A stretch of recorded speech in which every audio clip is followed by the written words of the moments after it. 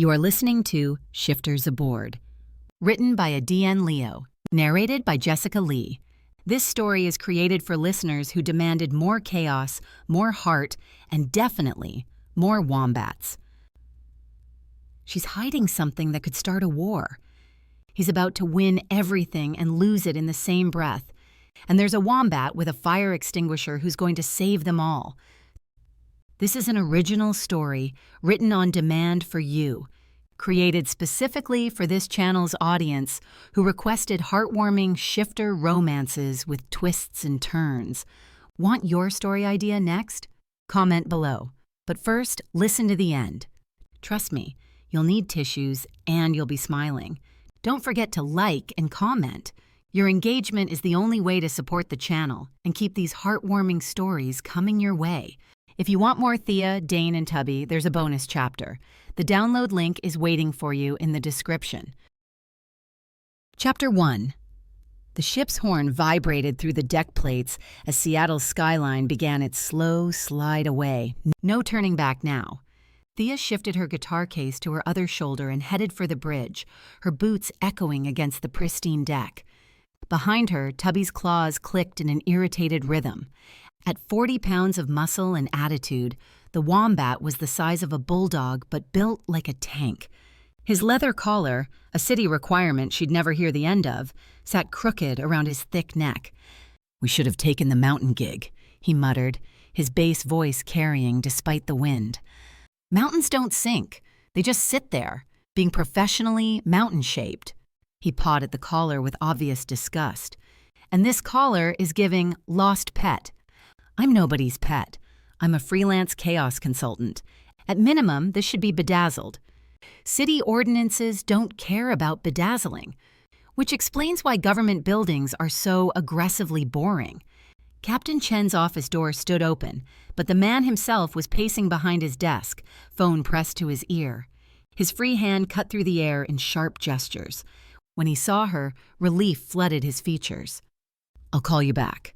He dropped the phone onto a pile of manifests. "Thea, thank God, we need to talk." His gaze shifted down. "Tubby, good to see you, buddy.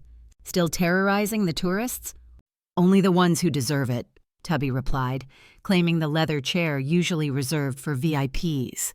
The coffee in Marcus's Seattle's best mug had gone cold. 3 separate clipboards lay scattered across his usually pristine desk. Marcus never let his desk get messy. Not in 4 years of cruises together. "Let me guess," Thea said, setting down her guitar. "The band dropped out at the last minute? That's fine, Marcus. I can do solo acoustic. You know I prefer it anyway." She smiled at him, waiting for his usual grin in return. At 53, Marcus had the energy of someone half his age, his enthusiasm infectious. She needed that energy right now, needed something normal in what was shaping up to be a very abnormal day. But the smile didn't come. "The passenger list," she said slowly, something cold settling in her stomach. "I noticed the intensity. The entire ship's been chartered." His fingers drummed against the desk in a nervous pattern. "Private event, Pacific Council Leadership Summit." Her throat tightened. "I'm sorry?" The words came out steady, but her mind was already calculating distances to lifeboats. Every nerve ending screamed run, but they were already moving, already trapped in international waters with wolves who'd kill her if they knew what she was.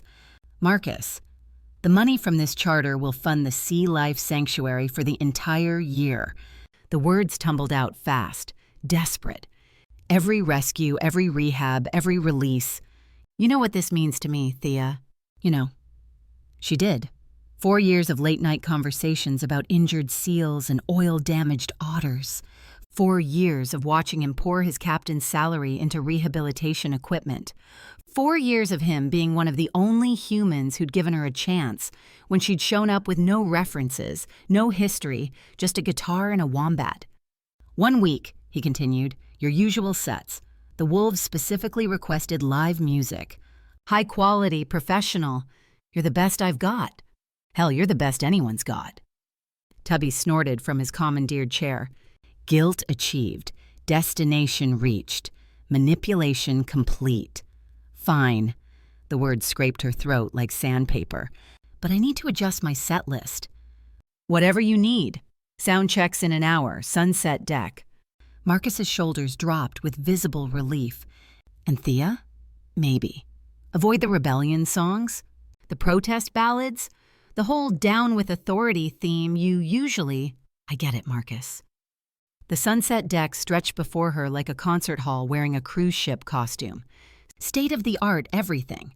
Sound system that could handle a symphony, lighting rigs that belonged in Vegas, a stage that probably cost more than most people's houses. The late afternoon sun painted everything gold, but all she could see were the shadows where wolves might lurk. She unpacked her acoustic guitar, her fingers finding familiar grooves in the wood. The Martin D45 had been her companion for 5 years, bought with the first real money she'd made after running. The space was too big, too open. Her usual intimate style would get swallowed here like a whisper in a hurricane. Wolves had different ears than humans. Her carefully crafted songs with their subtle, emotional layers. The frequencies she'd unconsciously woven in that made humans cry without knowing why. None of that would work here. Wolves would hear the manipulation. They'd know something was off, even if they couldn't identify what. Her siren heritage bled into every note she sang, invisible to humans but potentially detectable to supernatural senses. Start simple. Start safe. Start boring. Her fingers found the opening chords of something poppy, something that had played in every coffee shop from here to Miami. Not her style, but neutral, empty calories in musical form. The kind of song that made real musicians die a little inside. The melody bounced off the space wrong. Too thin, too small. The acoustic guitar sounded like she was playing inside a cavern, all echo and no warmth. Each note seemed to apologize for existing. Interesting choice. Her fingers stumbled, the chord dying ugly. A man stood by the bar. No, not stood. Dominated. The space around him seemed to reorganize itself to acknowledge his presence, as if gravity had found a new center. Dark hair that looked black in the shade but would probably catch brown in the sun. Expensive casual clothes that tried to hide the predator underneath, and failed. The way he held himself screamed alpha, before her nose confirmed it. That particular stillness that meant he could explode into motion without warning. The kind of presence that made prey animals freeze and other predators reassess. "It's a sound check," she said, keeping her voice flat, unimpressed. "Not a performance." "Still." He moved closer, each step deliberate, measured. Not stalking, but not casual either. "That song doesn't suit you." Her jaw tightened. "You don't know me well enough to know what suits me. I know that guitar's worth more than most cars. Martin D45, probably vintage from the wood grain. I know you maintain it yourself, judging by the way you handle it, and there's wood oil under your left thumbnail. I know you write your own music because your breathing changed when you played that commercial piece, like it physically hurt you." He tilted his head, studying her with those too observant eyes. "And I know you're playing beneath yourself. Catastrophically beneath yourself." Heat crawled up her neck. The worst part was he was right. About all of it. My show, my decisions. Wouldn't the audience's preference be more important? The words hit like cold water in the face. If I'd known who the audience would be, I wouldn't have agreed to perform. This whole arrangement insults my art. Wolves want drinking songs and power ballads, not... She cut herself off before she revealed too much. Something shifted in his expression. Not pity, but understanding. "I didn't mean to insult your art. The acoustic guitar sounds brilliant, beautiful even. Your technique is flawless. But this space, the ambiance, it won't do your real music justice. And playing songs you hate will make it worse. You'll resent every note and will hear it." She wanted to argue, but her musician's ear knew he was right. The space would eat her usual style alive, and wolves would hear her contempt for the pop garbage she was attempting. "You need sound cushioning," he said, moving toward the stage. "Backing tracks, maybe, or..." Her fingers found her suppressant ring, twisting it unconsciously. Still there, still working. The special suppressant didn't just mask her scent, It cloaked her entire supernatural signature, made her invisible to Pack's senses. All the cover she needed to survive in this forever turbulent world of wolves who thought her bloodline was ash. His hand reached for something behind her amp. Without thinking, she grabbed for it too. Her hand closed on fur. Tubby emerged from behind the equipment, teeth bared, 40 pounds of offended wombat dignity bristling with rage. "That's my wombat," she said quickly. The Alpha raised both hands, seeking truce. "Sorry, didn't mean to touch you. Don't get upset." "It's Tubby. He's harmless." The lie came easily. "Tubby, put your teeth away." Tubby's teeth remained very much on display. "I was just trying to help." The Alpha stepped back carefully, but his eyes stayed on Tubby with the kind of focus that meant he was reassessing threat levels. "You might need more volume tonight. It'll be loud. This microphone especially won't work. Please tell me you don't intend to use this mic." He reached for the small wireless mic clipped to Tubby's collar. When had Tubby stolen that? Tubby lunged. The Alpha dodged, fast enough that Tubby's teeth clicked on air, missing by a hair's breadth. For a moment, the man's control slipped. Anger flashed across his features. Brief, hot, dangerous. The kind of anger that came from an Alpha, not used to being challenged by anything, let alone a wombat. Hey, common animals shouldn't be allowed on board. The sunset deck went silent. Even the ocean seemed to hold its breath.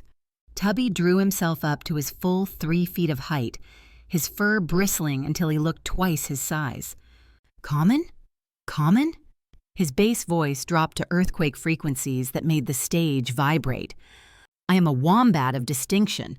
I speak 3 languages, 4 if you count sarcasm. I'm here as Thea's manager, her publicist, and her life coach. I am Tubby the Extraordinary, you overdressed dog." The Alpha's mouth opened, closed, opened again. His eyes flickered between wolf gold and human brown. What's happening here? Captain Chen appeared, slightly out of breath, sweat beading on his forehead. His eyes darted between them. Tubby bristling like an angry hedgehog, the Alpha frozen in shock. Thea gripping her guitar neck like a weapon. "Just a misunderstanding," the Alpha said, his composure reassembling like armor sliding back into place. "Of course." Marcus's smile looked painted on, brittle at the edges. "Thea, this is Nathaniel Rourke, Alpha of the Silver Bay Pack. Alpha Rourke, Thea Reeves, our featured performer. It's Dane," the Alpha corrected, still staring at Tubby like he was trying to solve a complex equation. "The wombat talks and tried to bite me," Dane said, each word careful, measured. "I only talk when idiots need educating." Tubby's tail swished with indignation. "He insulted Thea's music. I am her manager, as you already know, Captain Chen." "I know now." Marcus's laugh had a hysterical edge. "But let's just not make a scene. The performance is important for us all. The summit has to last for 7 days. 7 days with audience members like Alpha Dung here? We need to raise our fees." Tubby's voice dripped disdain. "Hazard pay." "It's Dane," Dane corrected. "Dung. I refuse to communicate with a wombat." Dane's voice had gone cold, authoritative. The Alpha voice that expected immediate obedience. "If I and my pack are in the audience, then I request that he's not on stage." "He won't be. He has his own cabin," Thea said quickly, wanting this interaction over. "That's right, Alpha Rourke," Captain Chen confirmed, practically vibrating with anxiety. Tubby turned with exaggerated dignity, his claws clicking on the deck. "I quit as your manager, Thea. If you won't stand up for yourself against these dogs, this wombat is done. I have standards. Tubby, be sensible, come on." Thea grabbed her guitar, following him. Tubby turned around, lifted one small paw, and flipped Dane the middle claw with surprising dexterity. Then he waddled away with the dignity of departing royalty. "Real mature," Dane called after him. "I'm a marsupial of culture," Tubby shot back without turning. Thea hurried after him, her guitar case bumping against her hip. Along the long corridor of the ship, she could feel eyes tracking them. Wolves peering out of doorways, betas watching from the shadows, other alphas assessing. The entire ship was a powder keg of supernatural politics, and she just lit a match. 7 days. How were they going to survive 7 days if this was hour 1? Thea's fingers found her suppressant ring again, twisting it hard enough to hurt. It had to hold. It had to. Chapter 2. The dress fought her at every turn. Thea yanked the zipper up another inch, the fabric pulling tight across ribs that weren't meant for formal wear. 5 years of performing in jeans and vintage tees hadn't prepared her for this, squeezing into the one black dress she'd packed for emergencies. This qualified as an emergency. Her fingers found the suppressant ring, twisting it twice clockwise, once counter. Still secure, still working. The silver band warmed against her skin, its ancient magic humming just below perception. The last thing she needed was her true form exploding out in the middle of 300 wolves. They'd tear her apart before she could scream.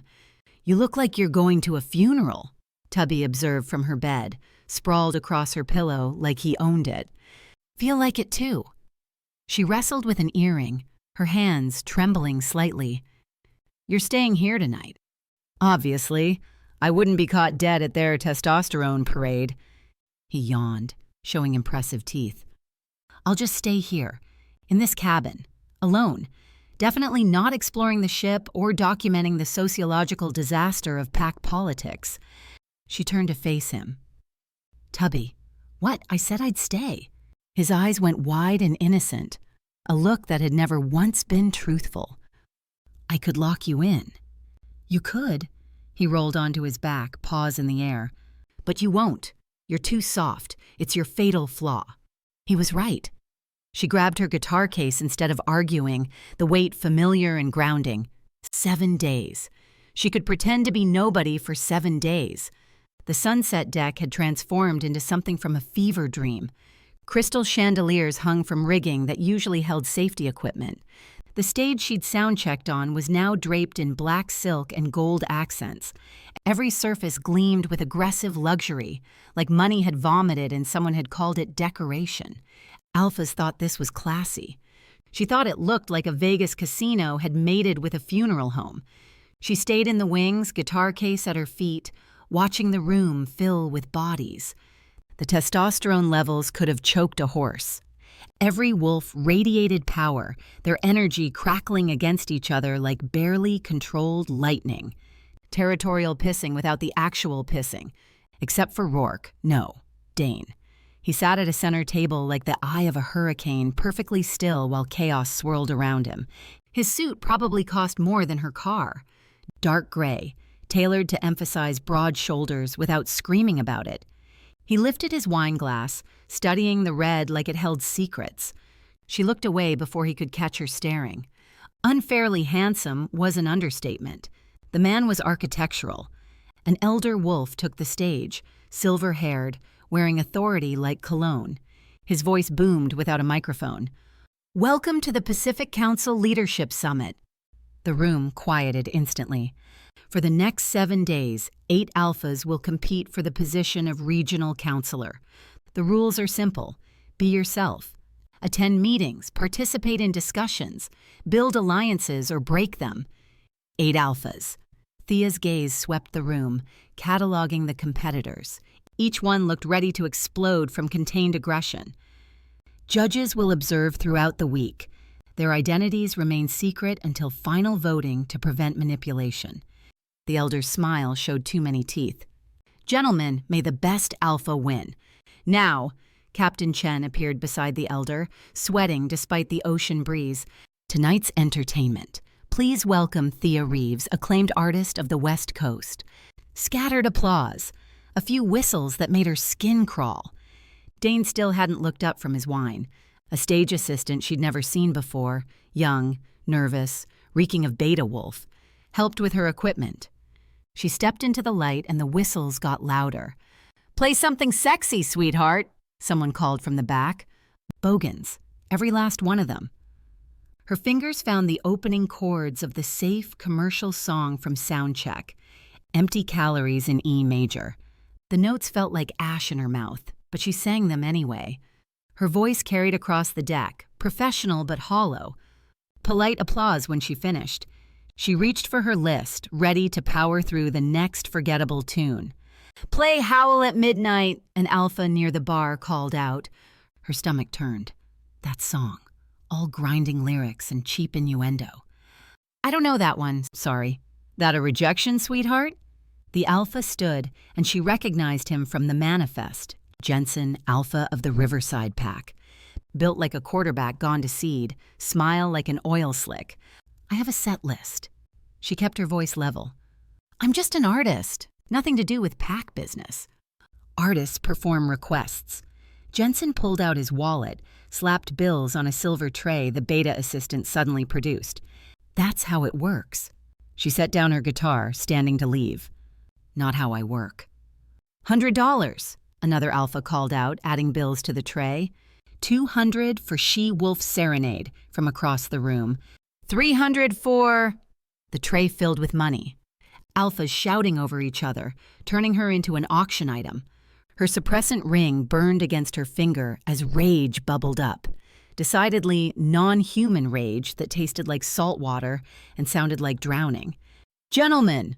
Dane's voice cut through the chaos like a blade. He hadn't raised it, hadn't moved, but every wolf turned to look. Rather than this. Display, why don't we settle it properly? Poker. Winner decides what happens with the entertainment. Jensen laughed, ugly and sharp. Dane Rourke wants to play cards for a woman's attention?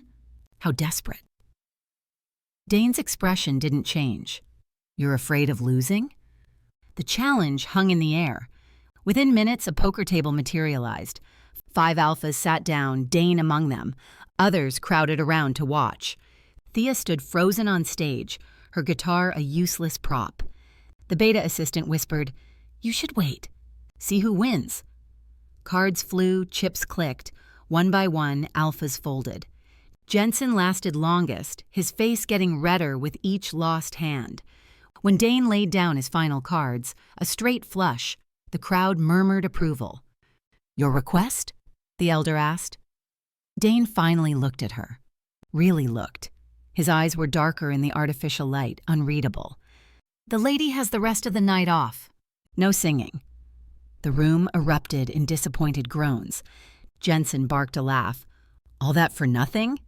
You won the right to request songs just to send her away?" Dane stood, adjusting his cuffs. "I won the right to decide. I decided." He walked past the stage without another glance. "Enjoy your evening, Ms. Reeves." She grabbed her guitar and fled before anyone could object. Her cabin door closed behind her with a soft click, and she finally breathed. Her hands shook as she set down the guitar. The suppressant ring had left a red mark on her finger from how hard she'd been twisting it. "Tubby?" The cabin was too quiet. "Tubby, I know you have opinions about..." She kicked off her heels, letting her feet remember what floor felt like. The carpet was rough against her soles, grounding her after the chaos of the evening. The bed lay rumpled but abandoned. The window gaped open just wide enough for 40 pounds of determined wombat to squeeze through. The curtain fluttered in the salt breeze like a goodbye wave. Her heart plummeted. The ship was surrounded by nothing but black ocean, stretching to every horizon. Tubby couldn't swim. Wouldn't even take baths without a 3-day negotiation. She bolted from the cabin barefoot, her formal dress snagging on the door handle with a sound like tearing hope. The corridor stretched endlessly in both directions, each door identical, each shadow a possibility. Where would he go? The kitchen with its promise of midnight snacks? The bar where drunk wolves might drop food? What if he'd fallen... "Ms. Reeves?" She spun so fast her dress swirled. Dane stood 3 feet away, his jacket gone, white sleeves rolled to the elbows, revealing forearms corded with subtle strength. His eyes catalogued everything.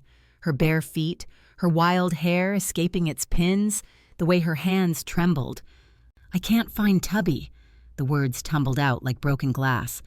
"He was supposed to stay in the cabin, but the window's open and he can't swim. He hates water if he fell. We'll find him." No mockery, no hesitation. His phone appeared in his hand, thumbs moving with swift efficiency. Security will check the cameras. Where does he usually go when he escapes? Anywhere there's food or gossip. Her voice cracked on the last word. Usually both. They searched with methodical precision. The kitchen staff, two tired betas washing dishes, hadn't seen any unusual animals. The bar was wombat-free, just drunk alphas arguing about territory disputes.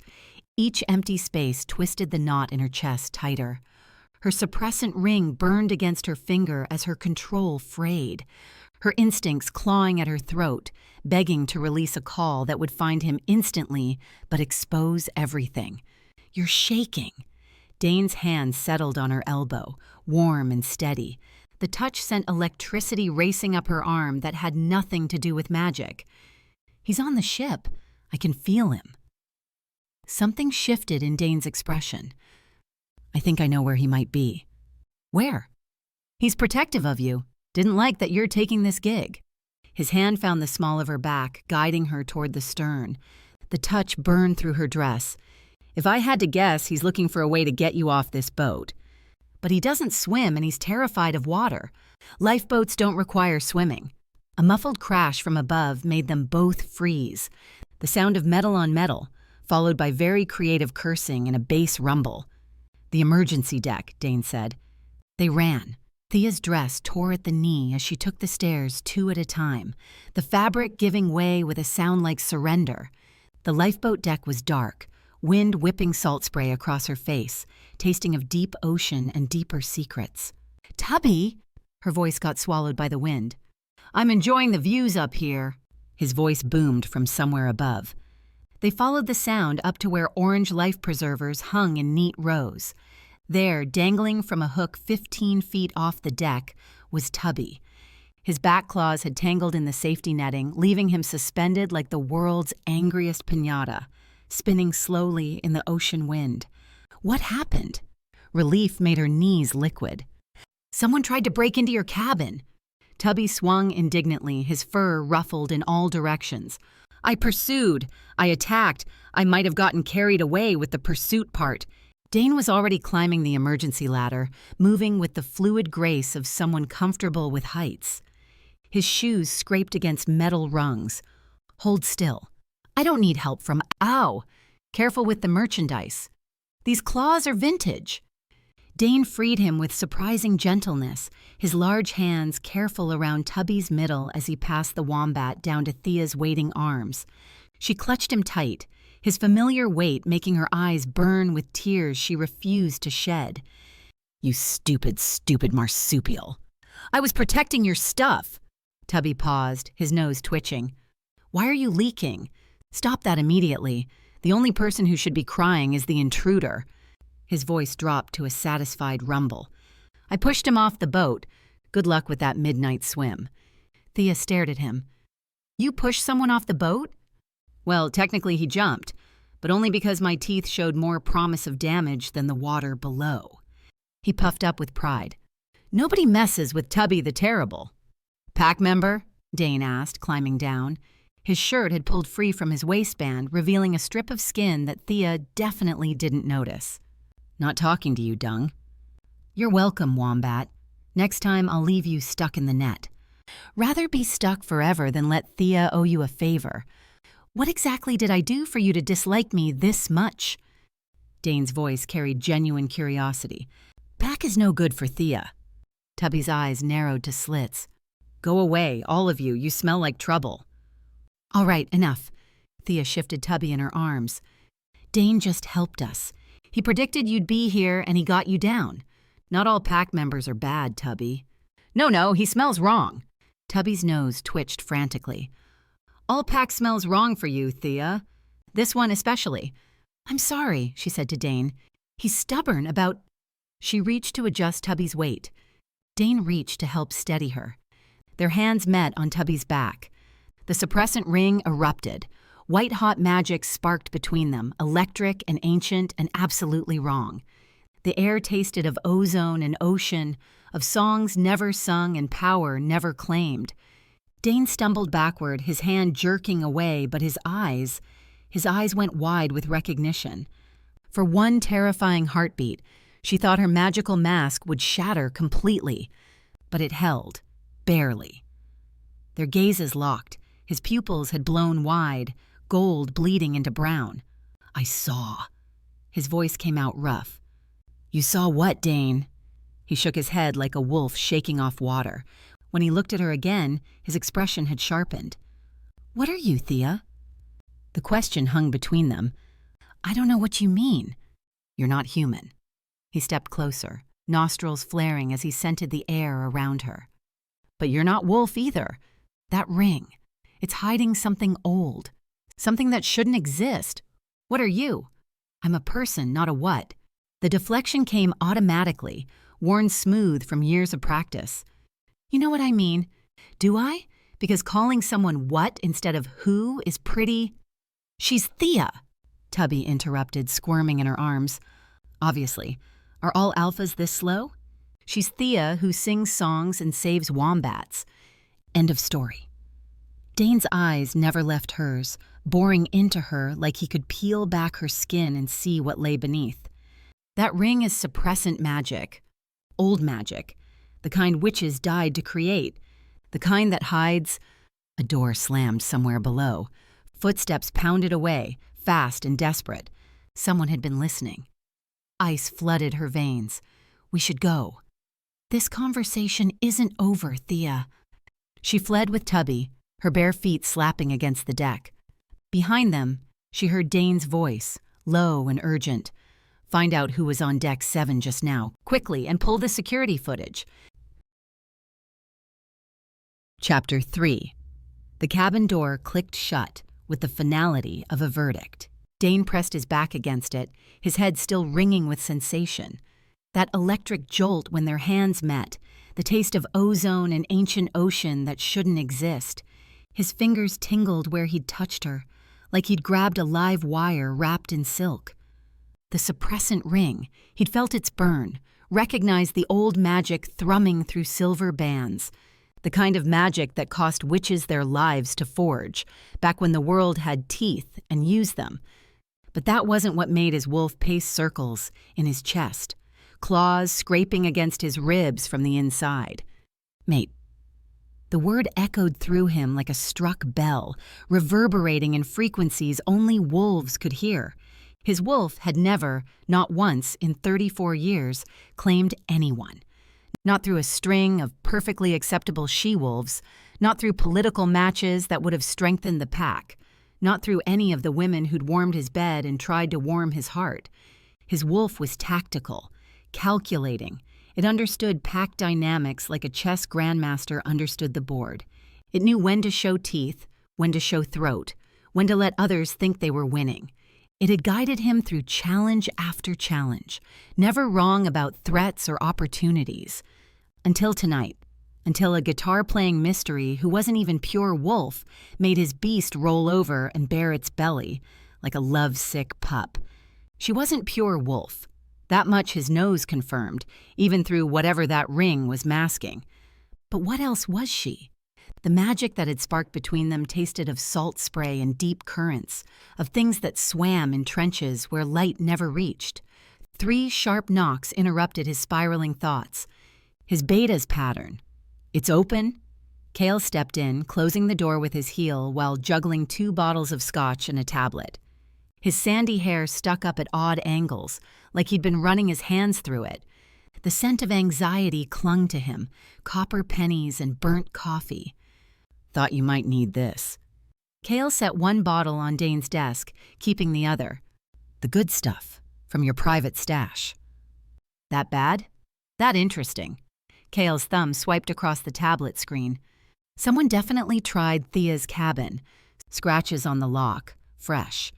Tool marks that match a standard wolf claw pick. And that someone you sensed on deck 7? Security footage shows a shadow moving fast, but here's the interesting part. They knew exactly where the camera blind spots were. Dane poured 2 fingers of scotch, the amber liquid catching the cabin's low light. The burn down his throat helped ground him, push back the memory of Thea's scent. Inside job? Or someone who's been watching us longer than we thought? Cale claimed the leather chair across from Dane's desk. his movements carrying the controlled grace of a beta who'd earned his position through blood and brilliance. The other packs are already mobilizing. Jensen's been holding meetings in the cigar lounge. 3 alphas attended: Hendricks, Marcos, and Chen. Chen? Dane's eyebrow rose. He usually stays neutral. Not anymore. Jensen's promising something big. My sources couldn't get specifics, but the word alliance came up 6 times. Dane moved to his cabin's window, studying the black ocean beyond. The moon painted silver roads across the waves, paths that led nowhere and everywhere. The Scotch glass was cool against his palm, a contrast to the heat still pulsing through his veins from that damned ring's magic. "They always plot," he said. "It's what makes them predictable." "You sure we shouldn't be worried? 8 alphas competing and you're the clear frontrunner. That makes you the target." "Let them come." His reflection in the window showed his eyes had gone wolf gold without his permission. He forced them back to brown, the shift sending needles through his temples. "Make sure they're not planning to cheat the summit itself. The council won't tolerate that." Already on it, Cale's fingers drummed against his thigh, his tell when he was building up to something. "So, the musician. What about her?" "Oh, nothing. Just that you abandoned a poker game you were winning to chase after her wombat. Very strategic, very focused on the summit challenge." "The guitar." The lie came smooth as aged whiskey, but Kyle's snort told him it hadn't landed. "She plays a Martin D45. Zara's been wanting one for her birthday." "Right, the guitar. That's why your eyes just did that little swirl thing they do when someone mentions your sister." "My eyes don't swirl." "They absolutely swirl. It's disturbing, like watching a blender full of honey and melted chocolate." The leather chair creaked as Kyle shifted forward. "Your wolf claimed her, didn't it?" The question hung between them like a loaded gun. "That's impossible," Dane said carefully. "She's not pack, not even fully wolf." "Since when has your wolf cared about impossible?" Kale's voice carried the weight of 6 years of shared secrets. "Remember Prague? Your wolf knew that building was rigged to blow 30 seconds before the bombs went off. Remember Calgary? It identified the spy in Morrison's pack before anyone else caught the scent. This is different. Because she's not what she seems?" Cale pulled up something on his tablet. "I ran a search. No Thea Reeves existed before 5 years ago. No birth records, no school enrollment, no medical history. She appeared out of nowhere with that wombat and started playing coffee shops up the coast. You investigated her?" "I investigate everyone who makes your eyes swirl." Cale's grin was sharp but not unkind. "It's literally my job." Dane abandoned the window, pacing the cabin's length. The carpet muffled his footsteps but couldn't muffle the restlessness crawling under his skin. "Speaking of investigations, how's your research on Zara going?" Cale's tablet slipped. He caught it just before it hit the floor. "What?" "My sister. The one you've been circling for 2 years like she's made of spun glass and dynamite." "I haven't—" "You detailed my car for a week after driving her to the airport." "That was just—" "You memorized her coffee order. Oat milk cortado with half a pump of vanilla and exactly 3 ice cubes." Cale's mouth opened, closed, opened again. His scent had gone from anxious to something closer to terror. "How did you—" "You have my blessing." Silence stretched like taffy. "What?" Cale's voice cracked like a teenager's. "To pursue my sister, you have my blessing." Dane turned from the window, needing to move, to pace. "Did you think I hadn't noticed? You've been my beta for 6 years. You've bled for the pack. You've kept my secrets and watched my back. If anyone deserves a chance with her, it's you." "Dane, But hurt her, and I'll feed you to the ocean in pieces so small the fish won't bother." "Understood." Cale's voice had gone rough with emotion. "And thanks." "Don't thank me yet. Zara's got claws of her own. You might end up needing protection from her, not the other way around." Dane checked his watch. A Patek Philippe that cost more than most people's houses. "The morning meeting's at 9. What's our play?" Cale visibly pulled himself together, professionalism sliding back into place like armor. "You sure you want to open with Southport? That's a hell of a first move." The docks are the key to the entire Western Territory. Dane moved to his desk, spreading out the maps he'd memorized months ago. The paper crackled under his fingers, salt-stained from ocean winds. Control Southport, control the shipping lanes. Control the shipping lanes, control the money flow. It'll swing the financial strength votes immediately. Morgan and Reeves will back you just to get access to those routes. That's the idea. His finger traced the coastline on the map, each inlet and harbor a potential advantage. Jensen thinks the summit's about strength. He's wrong. It's about vision. The council wants someone who can see beyond territory disputes and pissing contests. Speaking of pissing contests, Jensen's probably planning something for tomorrow. He didn't like losing that poker hand, or being shown up in front of... A shadow slid past his balcony door. Dane's hand shot up, silencing Cale mid-sentence. The shadow paused, swayed. Too large for a seabird, too fluid for anything that belonged above water. The moonlight caught its edges wrong, like light bending around something that existed in more dimensions than it should. Balcony, Dane breathed, already moving. Kyle was on his feet instantly, Scotch abandoned. They moved in synchronization, born from years of hunting together. Dane to the balcony door, Cale circling to flank. The shadow shifted, tensed, aware it had been spotted. Dane yanked the door open and lunged into the salt-thick night air. Empty. The thing, whatever it was, had already vaulted the rail. He caught himself on the railing, leaning out over the black water, just in time to see something dive into the ocean below. The splash was too small for its size, and the shape that cut through the water. What the fuck? Cale had joined him at the rail. Did you see the tail? They shared a look that said everything. That hadn't been any known marine life. The scales had caught moonlight like mirrors, and the way it moved, sinuous, purposeful, intelligent. There, Cale pointed. It surfaced 50 yards out just for a moment. A head that might have been human if humans had scales that shifted from silver to green to black. Eyes that caught the moonlight and threw it back like spotlights. Then it dove again, and this time the tail that broke the surface was massive, powerful, and absolutely impossible. We need to get closer. Dane was already moving, vaulting over furniture to get to the door.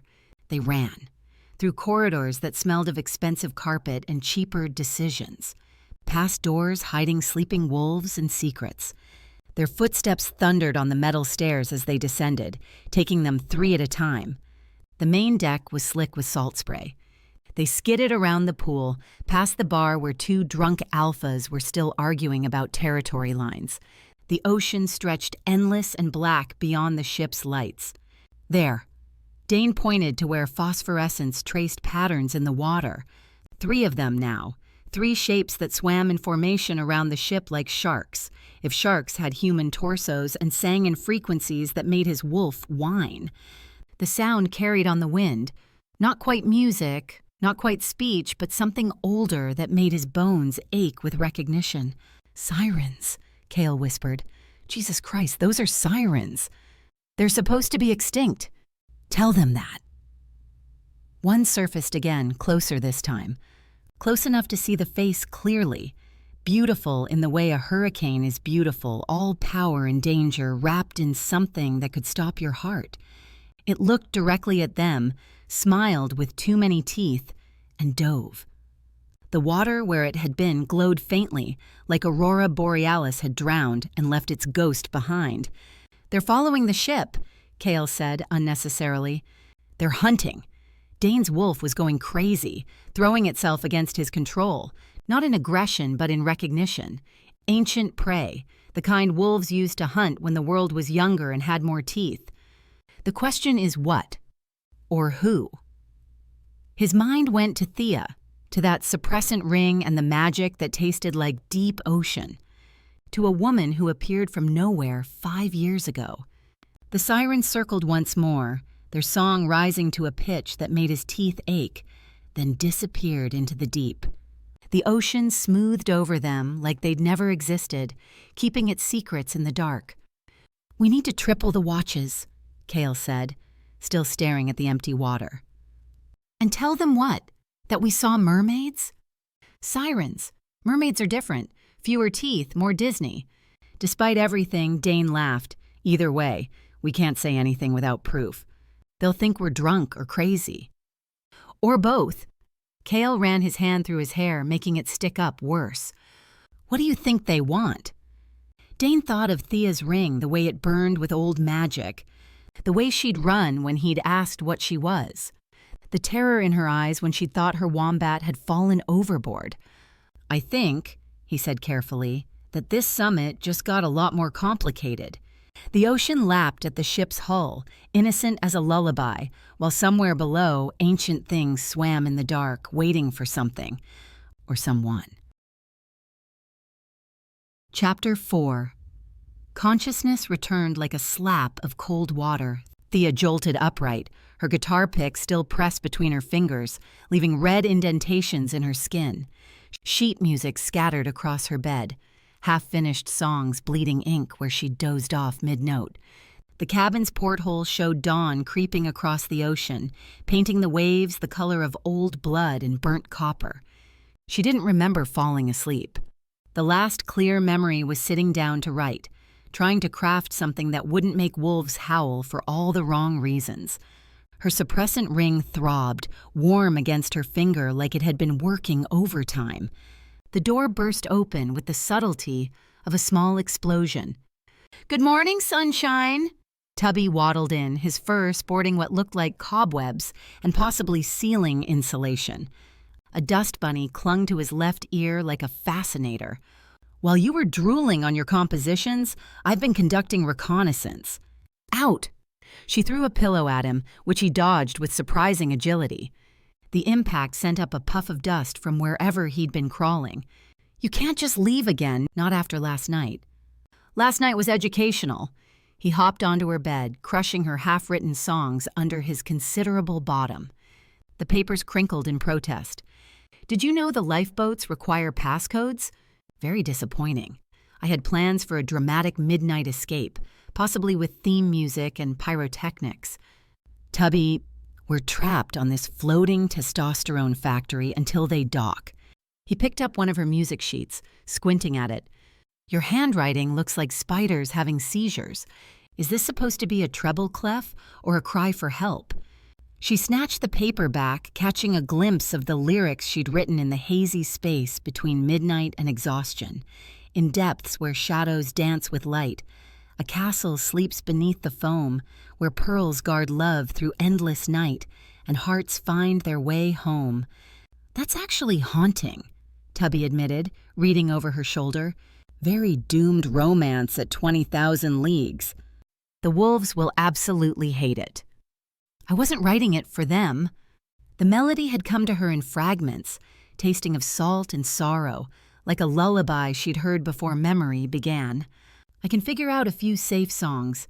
Play it boring for the rest of the nights. Nothing controversial, nothing that'll make them think too hard." "Boring," Tubby yawned, showing impressive teeth that gleamed like tiny daggers. "Unlike my morning adventure, I've been stalking the council meeting cabin." Her blood chilled. "You've been what?" "Reconnaissance. Do keep up." He scratched behind his ear with his hind leg, a move that should have been impossible given his body structure. They were discussing selection criteria for choosing the winner. The 3 S's. The 3 S's? Strategy, stability, and... He paused for dramatic effect, his whiskers twitching with barely contained glee. "Sex something." Thea stared at him. "Sex something?" The door was 3 inches of mahogany, and they mumble like they're chewing rocks. But definitely sex something. Sex appeal, sexual prowess, sexy saxophone solos. The possibilities are endless and disturbing. "You're making this up." "I am wounded." He placed a paw over his heart. "I risked life and limb crawling through air vents that haven't been cleaned since the Titanic's maiden voyage. And this is the thanks I get? I have dust in places dust was never meant to explore." "Why would you even—" "Alpha Dung needs to be prepared." He hopped off the bed, waddling toward her mini-fridge. "Knowledge is power, and power is not becoming a chew toy for other alphas." "I thought you didn't like Dane." "I don't. He emerged from the fridge with a carrot, the crunch echoing in the small cabin. But I also don't want to owe him favors. He freed me from that net. The wombat code demands reciprocation. Plus, compared to the other bogans on this ship, he's practically evolved. Bogans? Jensen tried to pee on the pool deck to mark territory, at noon, in front of families. Another crunch, orange fragments flying. These are not quality individuals. Dane's got strategy. Saw him play poker like he was performing surgery. He's got stability, more money than several small countries. But the sex thing? Tubby waggled his eyebrows, which was deeply disturbing on a wombat. That's going to be his spectacular downfall. I really don't think sex is the third criteria. Sexual dominance is critical to wolf hierarchy. Tubby adopted what he probably thought was a professorial tone. It's about proving virility, demonstrating genetic superiority. Probably involves public displays of stop, full stop, emergency brake. Thea held up both hands. We're not having this conversation. Someone should warn him. Man doesn't even smell like he's been near a woman recently. Just pine trees and spreadsheets. We're not getting involved in pack politics. Fine, let him lose because he doesn't know about the secret sex Olympics. Tubby shrugged.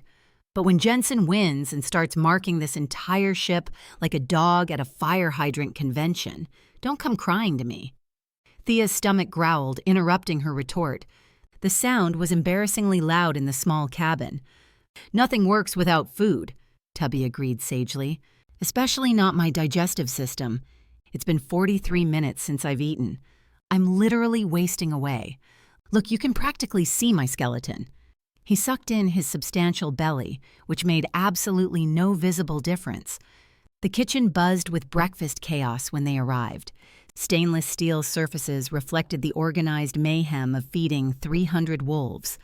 The air hung thick with bacon grease and butter, making her stomach turn even as her body recognized the need for fuel.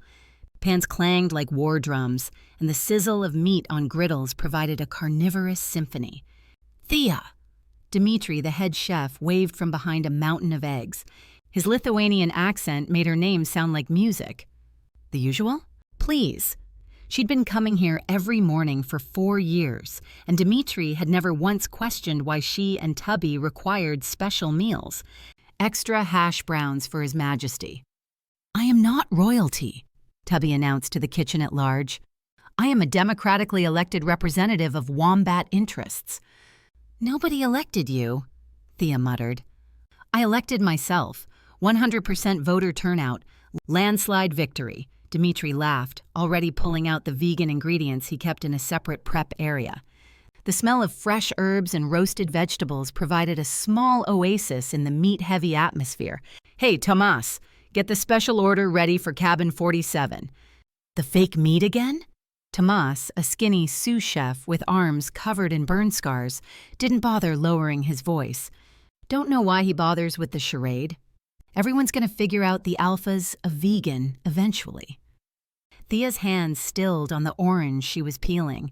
The citrus oil sprayed, filling her nose with bright sharpness. Not our business, Dmitri said sharply. He pays triple for the discretion. Still bizarre, an Alpha who doesn't eat meat? What's next? Vampires who faint at blood? Tomas arranged what looked like perfectly crafted plant-based steaks on a silver tray, the char marks so realistic they fooled the eye. Bet his pack has no idea. Probably orders bloody ribeye in public, then sneaks tofu behind closed doors like it's contraband. Cabin 47 is Dane Rourke, another chef piped up. Man could eat nothing but dandelions and still tear you apart. With what? His aggressive Excel formulas? The kitchen erupted in laughter. Thea found herself smiling despite everything. A vegan Alpha, the apex predator secretly munching vegetables while his pack devoured deer. Tubby, for once, was absolutely speechless. She moved to the window while waiting for their food, watching the sunrise paint the ocean in shades of copper and gold. The glass was warm against her palm, fogged with steam from the dishwashers. The water stretched endless, and something moved beneath the surface. Not the normal roll of waves or the splash of dolphins. This was deliberate, serpentine, wrong. A tail fin the size of a door broke the surface, scales catching the light like scattered diamonds before disappearing into the deep. The water where it had been glowed faintly green, phosphorescent and unnatural. Then another, and another. 3 shapes circling the ship like sharks. If sharks had human torsos and sang in frequencies that made her bones ache with recognition. The song vibrated through the ship's hull, too low for human ears but clear as thunder to her. Her suppressant ring burned white hot. No, no, no, no. Food's ready, Dmitri called. She grabbed the containers with shaking hands, the heat from them barely registering through her panic. Her smile felt like shattered glass. Thanks, Thea. Tubby's voice had lost all humor. You smell like fear and seaweed. Why do you suddenly smell like low tide? We need to go, now. They ran, or rather, she ran while Tubby achieved his maximum waddle velocity behind her. Her bare feet slapped against the metal corridors, each impact jarring her teeth. Her heart hammered against her ribs, a percussion that echoed the ancient song thrumming through the water. The sirens had found her. After 5 years, they'd finally found her. Back in the cabin, she slammed the door and slid down it, knees pulled to her chest. The wood was cool against her spine, grounding her in the present even as the past circled below. What did you see? Tubby demanded, panting like a tiny steam engine. Nothing. Liar. You look like you've seen a ghost, a wet ghost with orthodontic issues. She pressed her palms against her eyes, trying to block out the image of those tail fins, that synchronized swimming that meant only one thing, a hunt pod. The way they moved together, practiced and predatory. Thea. Tubby's voice went gentle, which was somehow worse than his sarcasm. Is this the mysterious past you never talk about? You think I haven't noticed the way you flinch at sea shanties? The past that was supposed to stay buried. She twisted her ring, feeling the magic pulse in response, hot enough to blister if it had been touching human skin. The past that kills people who know about it. Tubby climbed into her lap, his weight grounding her in the present. His fur smelled like dust and grass and home. Well, good thing I'm not people, I'm a wombat. Completely different taxonomy, totally different murder rules. So spill it, Thea. Otherwise, I'm going to guess, and my imagination is spectacular and deeply disturbing. Despite everything, she laughed. Wet and broken, but real. Outside, the ocean sang a song of hunters and hunted, of old magic and older vengeance.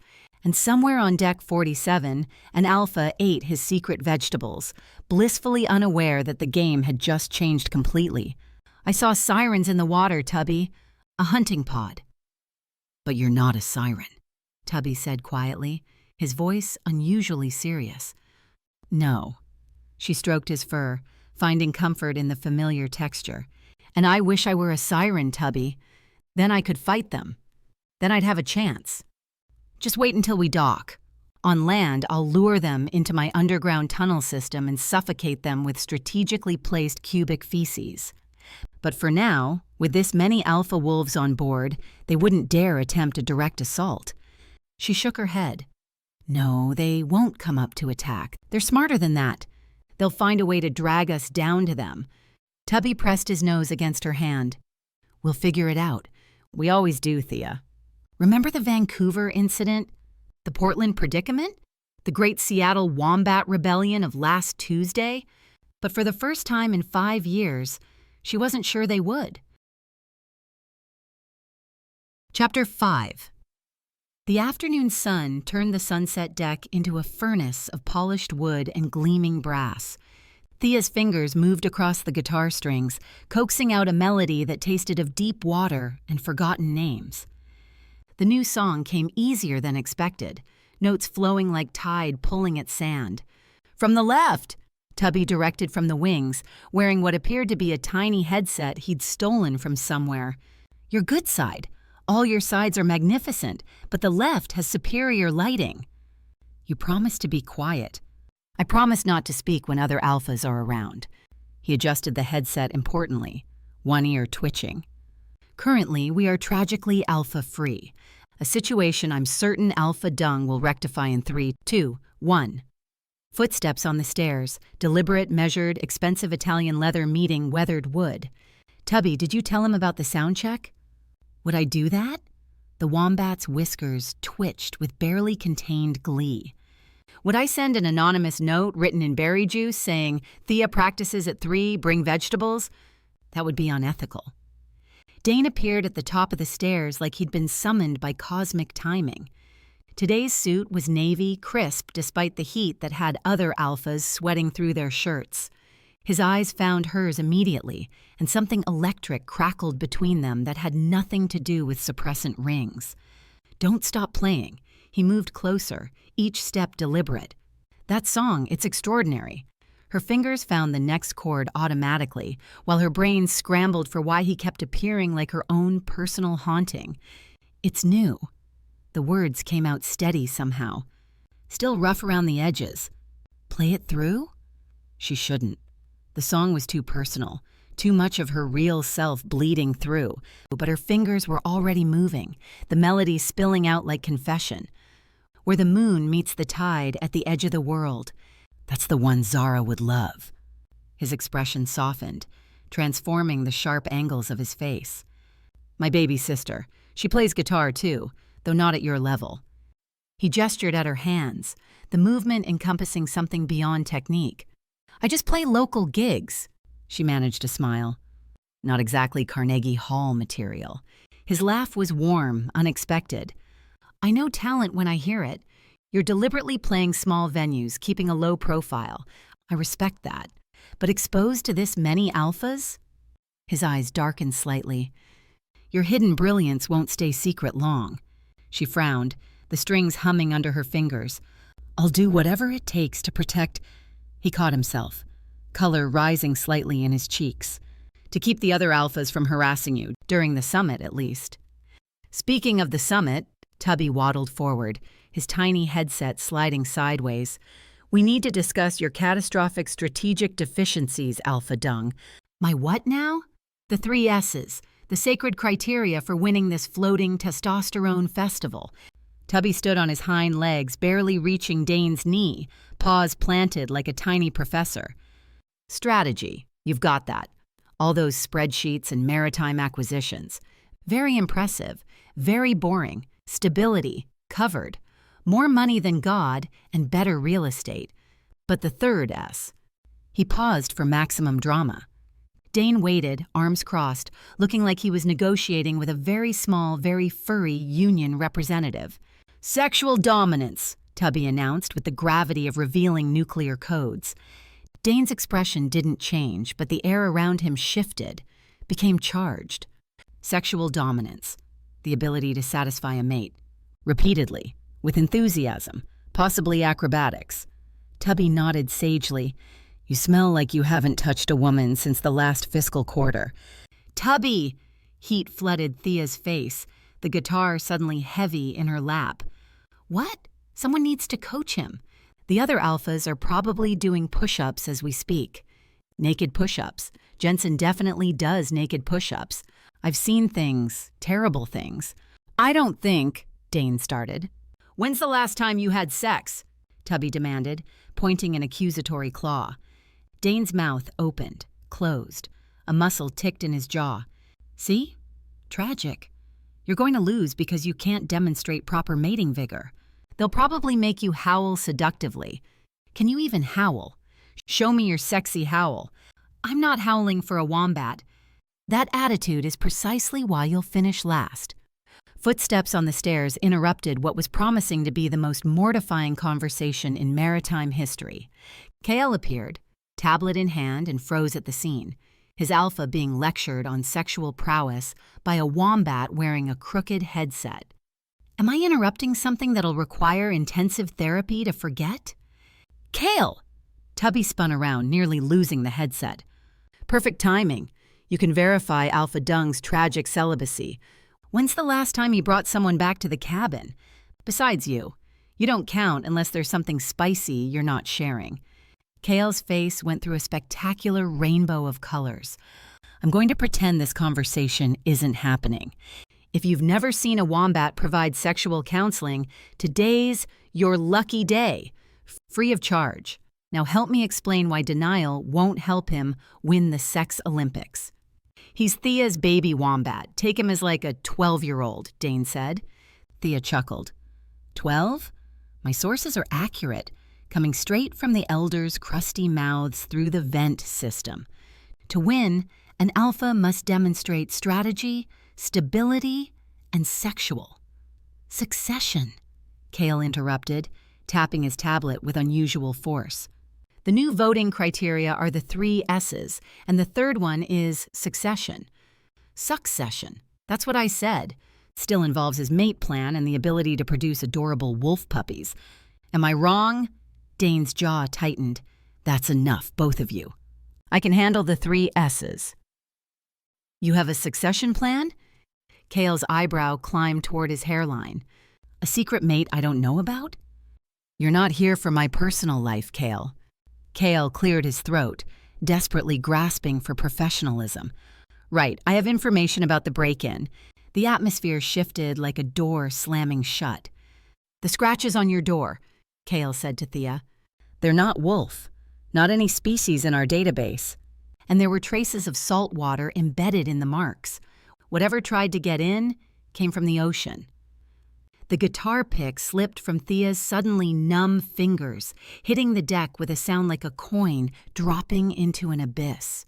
The evacuation siren exploded to life. The sound ripped through her like claws, sending her spiraling back to another ship, another siren, another moment when the world ended in salt and screaming. Her knees buckled. The guitar fell. She couldn't catch it, couldn't move, couldn't breathe through the wall of sound crushing her skull. Evacuation! Everyone evacuate to the upper deck! The speakers crackled with urgency. Bodies everywhere, wolves pushing, shoving, their scents mixing into a toxic soup of dominance and confusion. Someone's hands on her arms, warm, steady, pulling her through the chaos. The siren kept screaming, each pulse driving railroad spikes through her temples. A quiet corner. Blessed reduction in the noise. Her back against a wall, solid and real. Breathe, Thea. Dane's voice, close enough that she felt the rumble in his chest. You froze. Take it easy. Let me help you. She tried, but her lungs had forgotten their purpose. The world swam in and out of focus, reality bleeding into watercolor nightmares. His hands bracketed her face, thumbs pressed against her temples, and she leaned into the warmth without thought. Her wolf exploded against the suppressant ring's barriers, desperate, clawing at her control with primal fury. The ring burned like a brand, fighting, but her wolf was winning, pushing through like water through a failing dam. Your ring! Alarm-colored Dane's voice. The silver band was glowing, actually glowing, heat pouring off in waves that made the air shimmer. Can't breathe, I can't breathe, she gasped. The ring? Suppressant? He reached for it, probably trying to help, to stop the obvious magical overload. His fingers closed on the metal. The ring slipped off. The world detonated into pure sensation. Every scent sharpened to surgical precision. Salt, wolf, fear, him, Dane. Her wolf erupted through her skin, not quite shifting, but there, visible, real for the first time in 5 years. Fur rippled along her arms like water. Her teeth lengthened, pressing against her lips. Her eyes, she felt them burn gold, the change like lightning through her skull. Dane stared, his own eyes wide, and she saw the exact moment understanding dawned. Watched him catalog what she was. Wolf, but more. Wolf, but different. Wolf, but impossible. She snatched the ring from his hand, jamming it back on with desperate force. The magic slammed home, shoving her wolf down, caging what should never have been free. That was an accident. His voice came out sandpaper rough. I didn't mean, I was trying to tell you it was just a drill. I didn't realize what I was doing. The ring seemed to be causing you pain. You saw my wolf, Dane. Yes, but you wore a suppressant because you want to hide it. I respect that, and your secret's safe with me, Thea. We won't tell anyone, Scout's honor. Wolf's honor, whatever honor you prefer." Kale stepped out from where he'd been blocking the view, keeping other wolves from witnessing her exposure. Tubby waddled between them, fury radiating from every inch of his compact body. "If either of you knuckle-dragging evolutionary mistakes breathe one syllable about what just happened, I will orchestrate your deaths to be both humiliating and anatomically improbable." I'm talking viral video, trending worldwide, studied in medical school's level of creative violence. Both men nodded, probably calculating the odds of surviving an enraged wombat's revenge. "Excellent, Thea. We're leaving. Alpha Dung, Beta Dung Jr., you saw nothing. You know nothing. You are goldfish with 3-second memories.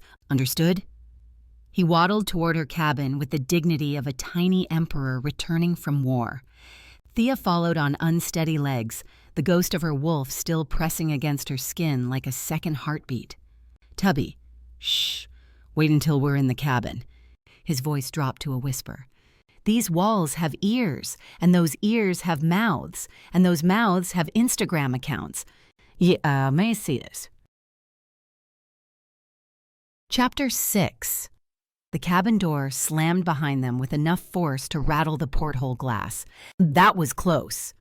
Tubby hopped onto the bed, his tiny headset finally surrendering to gravity and clattering to the floor. Though I must say, your partial shift was magnificent. Very dramatic. The flowing fur, the golden eyes, like a werewolf music video, but with actual talent. My wolf recognized him. The words tumbled out before Thea could stop them. Tubby froze mid-waddle. Recognized him how? Like, "Oh, hey, nice suit," or more like, "as mate." She sank onto the bed, head in her hands. The ring throbbed against her finger, still radiating heat from containing what desperately wanted freedom. The second the ring came off, my wolf claimed him. 5 years of perfect control, and she picks now to decide she wants an alpha. "This is excellent!" Tubby bounced with excitement, the bed spring shrieking in protest. "Problem solved. You claim each other, he gets his succession plan, you get protection from the other alphas and those aquatic psychopaths circling below. Everyone wins. I'll officiate the wedding. I look fantastic in a tiny tuxedo." She looked up, and whatever he saw on her face made him stop bouncing. "Tubby, those aren't just sirens out there, they're siren hunters. My father was a siren hunter." Silence stretched between them like pulled taffy, broken only by the distant sound of wolves returning to their cabins. "Plot twist," Tubby said finally, his voice unusually quiet. "Did not see that coming. Like at all. 0% anticipated that bombshell. He fell for my mother, a wolf shifter. They kept it secret for 3 years." Her voice went hollow as old wood. "The hunters found out. They killed him for contaminating the bloodline, for mixing hunter and hunted. So you're half wolf, half siren? An abomination to both sides." She stood, pacing the small space like a caged animal. "The sirens want me dead for having hunter blood. The hunters want me dead for being mixed. That's why I've been playing dead for 5 years. And if Dane's your mate, then your hypothetical puppies would be like, genetically fascinating? Stop thinking about puppies, Tubby. Yes, my wolf wants Dane, but he might not want me once he knows what I am."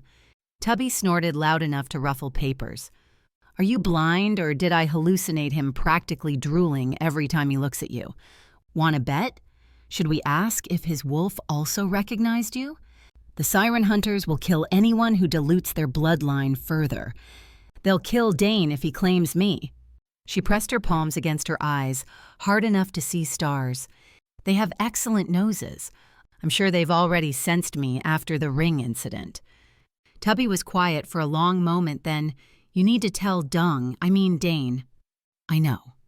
Now, like immediately, before someone tweets about it." "I know, Tubby." She grabbed her jacket, not for warmth, but for the illusion of armor. "Let's go before I lose my nerve." They made it halfway across the ship before everything went spectacularly sideways. The scream that split the air wasn't human. It was liquid terror-given voice, the sound of drowning made audible. Near the outdoor stage, chaos erupted. Dmitri lay on his back, wrestling with what looked like a woman sculpted from nightmares and scales. Her hair defied physics, floating around her head in an invisible current. Webbed fingers wrapped around his throat while her tail, massive and muscled, thrashed for purchase on the slick deck. Thea moved before thinking, 10 years of training overriding 5 years of hiding. She grabbed a mop from the cleaning station, snapping it over her knee with a crack like thunder. The siren's head whipped toward her, eyes like black pearls reflecting absolutely nothing. "Hey, Ariel's evil twin!" Thea spun the broken handle like a baton. "This is a cruise ship, not a sushi bar." The siren released Dmitri with a hiss that could have peeled paint. She lunged, impossibly fast for something with a tail, but Thea was already sliding left, using the wet deck like a dance floor. The makeshift staff caught the siren's ribs with a satisfying thud. "Incoming!" Tubby had materialized with a fire extinguisher nearly his own size. "Eat foam, fish stick." He unleashed a torrent of white chemical snow coating the siren's tail. The foam immediately began smoking, filling the air with the acrid smell of burning scales. "Sodium bicarbonate!" Tubby shouted gleefully, still spraying. "Your kryptonite is baking soda. How embarrassing for you." The siren tried to move but slipped on her foam-covered tail, going down hard.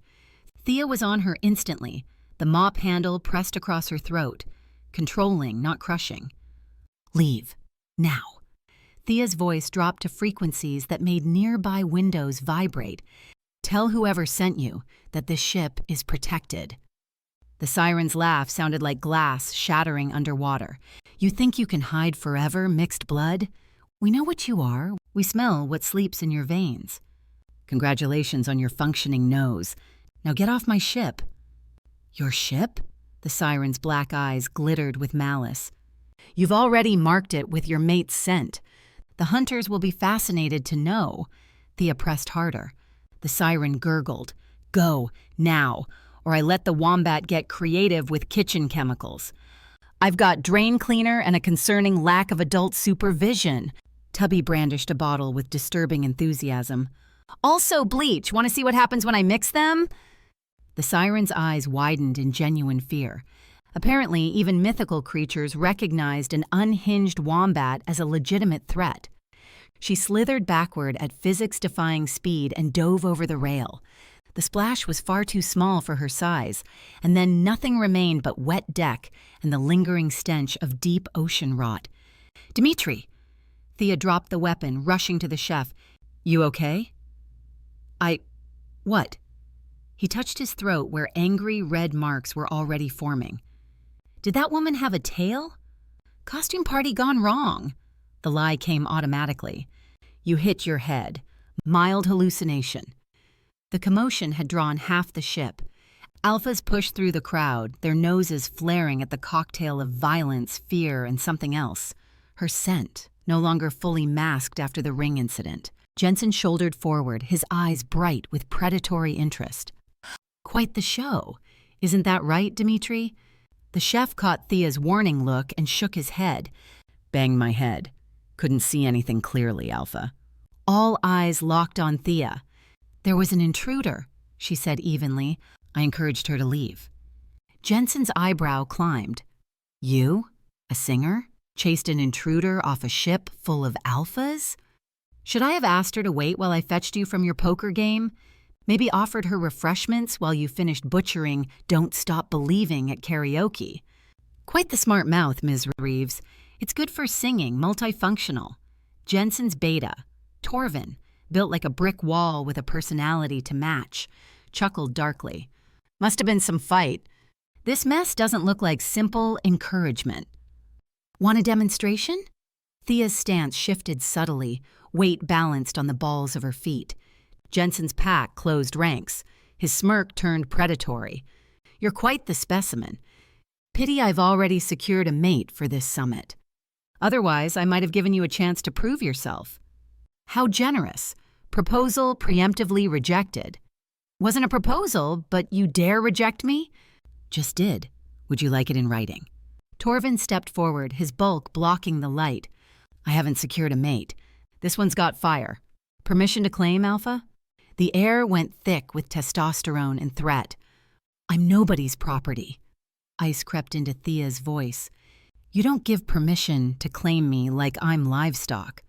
How about I save time and reject your entire pack in advance? Now move. They didn't budge. Instead, they advanced, tightening the circle. Captain Chen pushed through, sweat beading his forehead. Please, Alphas, don't intimidate our artist. Let her pass. A pack member shoved Chen hard enough to send him stumbling. You address us as Alphas, you should know your place. We want the singer. This ship is chartered for our event, entertainment included. She's not entertainment, she's a person. Chen's voice cracked with desperation. Fangs dropped throughout Jensen's pack. The sound was like knives being drawn. Thea's wolf slammed against the suppressant ring's barriers, howling for release. She could take them all. Mixed blood made her faster, stronger, more lethal than pure wolves. She could paint the deck red before they understood what hit them. But no, too much at stake. Too many depending on her to keep her head down, stay hidden. She needed 3 more full moons to gather enough power for what came next. Not now. The wolves pressed closer, their breath hot with anticipation. Tubby waddled forward, fire extinguisher raised like a tiny battering ram. Back off, flea bags. Thea knows kung fu, all the kung fu. Every kung fu ever invented +3, she made up herself. One more step and she'll rearrange your skeletal structure while I turn you into artisanal wombat nuggets. The wombat talks, someone said, deeply unnecessarily. The wombat does many things, Tubby announced. I also do taxes, but that's hardly relevant to the current threat assessment. Through the crowd, Dane and Kale materialized like sharks through chum. Dane's expression could have frozen hell, but his eyes burned with something that made her wolf throw itself against its cage. Everyone, back, up. His alpha voice didn't just cut through the chatter, it bisected it. Dimitri needs medical attention, and someone needs to clean this deck before someone slips on. He glanced at the still smoking foam. Whatever that is. Sodium bicarbonate, Tubby chirped with manic cheer. Extremely effective against aquatic threats and also makes excellent cupcakes. The wombat definitely talks, Jensen repeated, looking personally offended by this fact. Yes, we've established that. Dane stepped closer to Thea, close enough that his scent, pine and barely controlled violence, flooded her senses. Are you hurt? I'm fine. Movement caught her eye. Council elders observing from the upper deck, their ancient eyes cataloging everything. The judges for the summit. Everyone knew it. Jensen knew it. She caught Tubby's eye, remembering his words. The 3 S's. Dane was failing the third because he lacked a mate. Her wolf had claimed him. But what about his? She concentrated, locking eyes with him. The connection slammed home like lightning finding ground. There, his wolf, magnificent and midnight black, staring back at her through his eyes. Mine, it rumbled in her mind. Mate, mine, forever. Recognition flooded Dane's features. He understood. I claim the singer! Torvin lunged forward, fangs fully extended, obviously following Jensen's silent command to claim her before Dane could. Tubby rolled into action like a furry bowling ball, sending Torvin sprawling. The beta cursed and charged at the wombat with murderous intent. Kale's foot connected with Torvin's ribs, hard enough to crack wood. What kind of wolf attacks a defenseless wombat? Jensen's pack erupted in snarls. Violence sparked in the air like static before a storm. Dane's pack arrived as if summoned, forming a protective wall. The hostility could have been carved with a knife. Will you accept me? Dane asked urgently, his voice meant only for her. Yes. The word escaped before a thought could interfere. He moved faster than sight, his teeth finding the junction of her neck and shoulder. The bite was gentle but decisive, marking her for all to see. Fire and ice raced through her veins as the bond snapped into place. The deck erupted. Cheers from Dane's pack, fury from Jensen's. As Jensen's wolves retreated with promises of violence in their eyes, Thea looked up at Dane, her neck still tingling from his claim. No regrets? Never. His thumb traced the mark he'd left. Even when I explain exactly what I am and the catastrophic consequences of claiming me, he pressed a finger to her lips, gentle but firm. No regrets. The moment I saw you, my wolf recognized you. I recognized you. All of you. Whatever baggage, whatever dangers, whatever impossible genetics you're hiding. He leaned down, and God, she wanted those lips with an urgency that bypassed rational thought entirely. Okay, well, this is all very touching, and I'm sure we'll make an excellent rom-com someday, Tubby interrupted. Could we perhaps have this conversation in our cabin? With tea and cookies and significantly fewer witnesses? Because the sexual tension is making everyone uncomfortable, and I'm saying that as a wombat who once watched two echidnas mate. That was uncomfortable. This is worse. Chapter 7. The council chamber reeked of power and old wood polish, but underneath lurked something else. The metallic tang of barely leashed violence. The sour sweat stench of 300 predators forced into proximity. The air hung thick as blood, hot enough to choke on. Thea stood beside Dane's chair, her palm pressed against his shoulder, feeling the controlled tremor running through his muscles like a fault line before an earthquake. The mate mark on her neck throbbed with each heartbeat, raw, incomplete, a promise half-spoken. No stage tonight, no guitar to hide behind, no melodies to mask her terror. Just her, wearing the role of Alpha's mate, like an ill-fitting costume, the fabric of pretense stretched thin enough to tear. Looking radiant, Tubby whispered from his position near her feet, barely audible over the crowd's restless energy. Shuffling feet, cracking knuckles, the wet sound of tongues running over teeth. Very Alpha's mate, though I still think you should have worn the red dress, more thematically appropriate for when everything inevitably explodes into chaos and bloodshed. Tubby, what? I'm being optimistic. I said when, not if. Elder Blackwood rose from the council table, his ancient frame unfolding like a threat made of brittle bones and terrible power. Each vertebra clicked audibly as he straightened. The leather of his chair groaned in relief, bearing the indent of centuries. The room fell silent so fast Thea heard her own pulse thundering in her ears, heard Dane's breathing shift to combat ready, heard Tubby's claws click nervously against the floor. The votes have been counted, Blackwood's voice carried, despite its whisper, soft volume, each word dropping like stones into still water, ripples of tension spreading outward. 3 independent witnesses have verified the results. Captain Chen hovered in the corner like a man standing before a firing squad, his dress uniform soaked through with terror sweat, the fabric clinging to his trembling frame. He caught Thea's eye and attempted a smile that looked more like rigor mortis setting in. His clipboard shook so hard the papers rustled like dying leaves. In 8th place, Alpha Morrison of the Cascade Pack. Polite applause rippled through the room, the sound hollow, performative. Morrison's jaw muscles bunched hard enough to crack teeth, tendons standing out like steel cables under strain, but he nodded acceptance. The scent of his disappointment, bitter almonds and ash and something that smelled like dreams dying, briefly overwhelmed the room's aromatic chaos. 7th, Alpha Chen of the East Shore Pack. More applause, this time tinged with surprise that buzzed through the crowd like electricity. The announcement continued, each name that wasn't Dane's or Jensen's screwing the tension tighter until Thea could taste it. Copper and cordite, the flavor of violence about to birth itself into the world. Her fingers found Dane's shoulder again, kneading the anchor. His hand covered hers, his thumb tracing her knuckles, a silent conversation in touch. In 2nd place, Blackwood paused, and in that silence, Thea heard 300 hearts skip beats in perfect synchronization. The air itself held its breath. Alpha Jensen of the Riverside Pack. Jensen's face went through a spectrum of colors that shouldn't exist in nature. Red to purple to something beyond purple, a shade that belonged to deep-sea creatures dying in alien atmospheres. The veins in his neck bulged like parasites trying to escape his skin.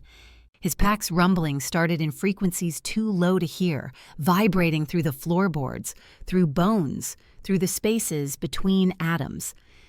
Which means our new regional counselor is Alpha Dane Rourke of the Silver Bay Pack. The room detonated. Sound hit Thea like a physical force, a wall of noise that compressed her chest, made her teeth ache.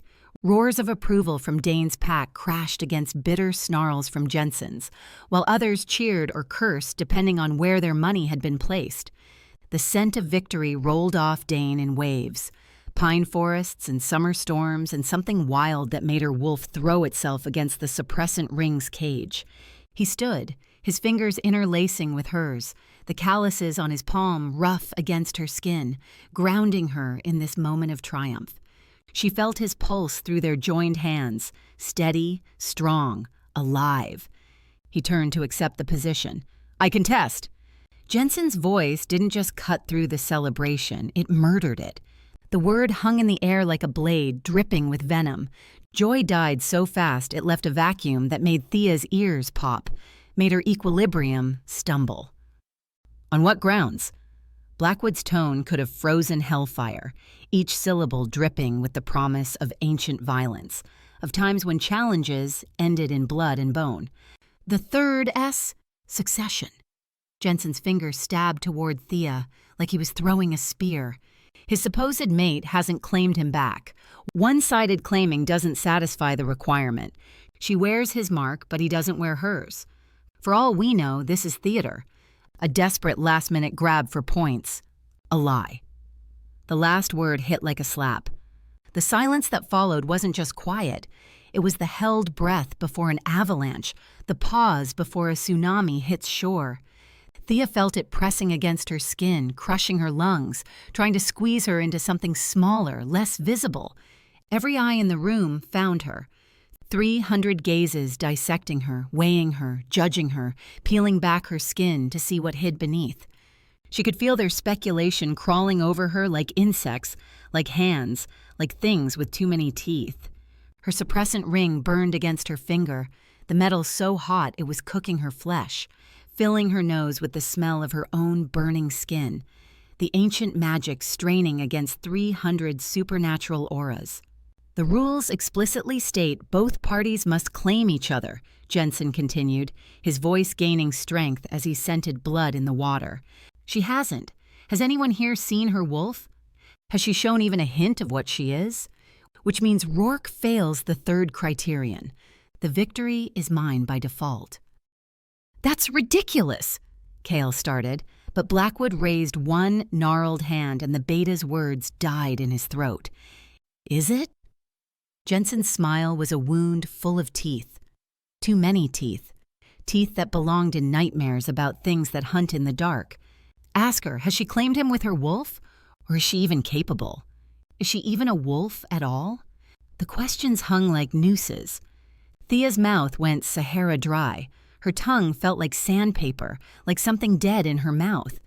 The moment she'd run from for 5 years, the reckoning that had chased her across continents, had arrived wearing Jensen's voice, on Jensen's schedule, with Jensen's cruelty. "Well?" Elder Blackwood turned those ancient eyes on her, eyes that had seen Rome burn, eyes that remembered when the world was young, eyes that could flay truth from lies like meat from bone. "Have you claimed Alpha Rourke in the way of our kind?"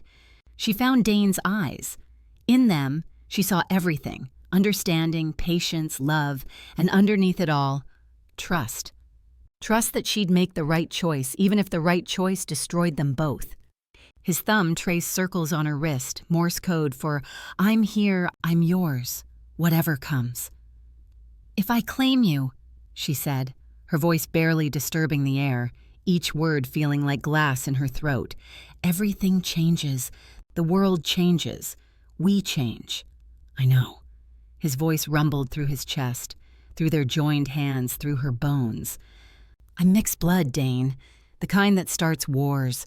The kind that ends bloodlines. The kind they tell stories about to frighten children into obedience. I know. They'll come for you." Her voice cracked. and she hated herself for the weakness. For everyone connected to us, your pack, your sister, Kael, everyone you love will have targets on their backs. I know. He stepped closer, his hand cupping her face with impossible gentleness, like she was something precious and breakable and worth breaking the world for. His palm was warm, calloused from years of fighting, and it smelled like home, like safety she'd never have again. Claim me anyway. The words hit her like a physical blow. Her wolf howled, throwing itself against the ring's barriers hard enough to make her vision white out for a second. This is very touching, Jensen mocked, his voice dripping acid that could dissolve souls. But unless she actually...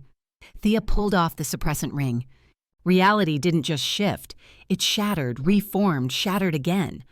Her true nature burst free like a nuclear explosion underwater, like the birth of a star, like the first storm that ever was when the world was learning how to be afraid. Power didn't roll off her. It erupted. Visible waves of force that made the air shimmer and bend, that made reality negotiate with itself about what was possible. She was wolf, ancient, primal, the first hunt under the first moon. She was siren, devastating, inevitable, the song that called sailors to beautiful doom. She was something else, older, hungrier, from when the world had more teeth and fewer names for things that killed in the dark. Her eyes blazed. Not just gold, but gold shot through with abyssal green with depths that had never known sunlight, that could swallow souls and spit out bones. Her scent flooded the room like a tide. Ocean storms and moon-drunk hunts, salt spray and copper blood, ozone and ash, and underneath it all, magic that tasted of the time, before humans, before gods, before fear had a name. Wolves throughout the room didn't just stumble back, they fled. Several younger wolves dropped to their knees, overwhelmed by instincts they'd inherited but never understood, prostrating themselves before something their DNA remembered but their minds couldn't process. She grabbed Dane's face between her hands, her fingers trembling not with fear but with power demanding release, and bit where neck met shoulder, mirroring his mark. But where his claiming had been purely wolf, a single note of possession, hers was a symphony of predation. The bite carried harmonics that made every piece of glass in the room sing, then shatter in perfect synchronization. Wine glasses, windows, watches, even someone's metal fillings cracked. The bond snapped into place with audible force, a sound like the world's largest guitar string being plucked, reverberating through dimensions humans had no names for, making reality hiccup. Dane gasped against her, his body arching as the bond completed. She felt him through the connection, his wolf's joy, his human mind's awe, his soul's recognition of its other half. For one perfect moment, they were one being with two bodies, complete in ways that transcended flesh. Then, from the deep sea, something answered her claiming. The scream that rose from the ocean depths existed outside normal sound. It was the frequency of nightmares, of prayers that went unanswered, of things that swam in the dark between stars. It bypassed ears entirely, stabbing straight into the primitive brainstem that remembered when leaving the water meant death. Every wolf in the room collapsed, hands clapping uselessly over ears that couldn't block what wasn't really sound. Blood trickled from some of their noses. The sound was literally shaking their brains in their skulls. The ship lurched hard to starboard. The world became chaos. Chapter 8.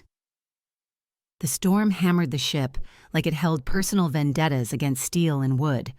Metal shrieked, not the clean protest of bending steel, but the wet, tearing noise of something being systematically destroyed. The floor tilted another 10 degrees, sending bodies sliding into walls with sounds that promised broken bones. Someone's abandoned wine glass rolled past Thea's feet, leaving a trail of Merlot that looked too much like blood in the stuttering emergency lights.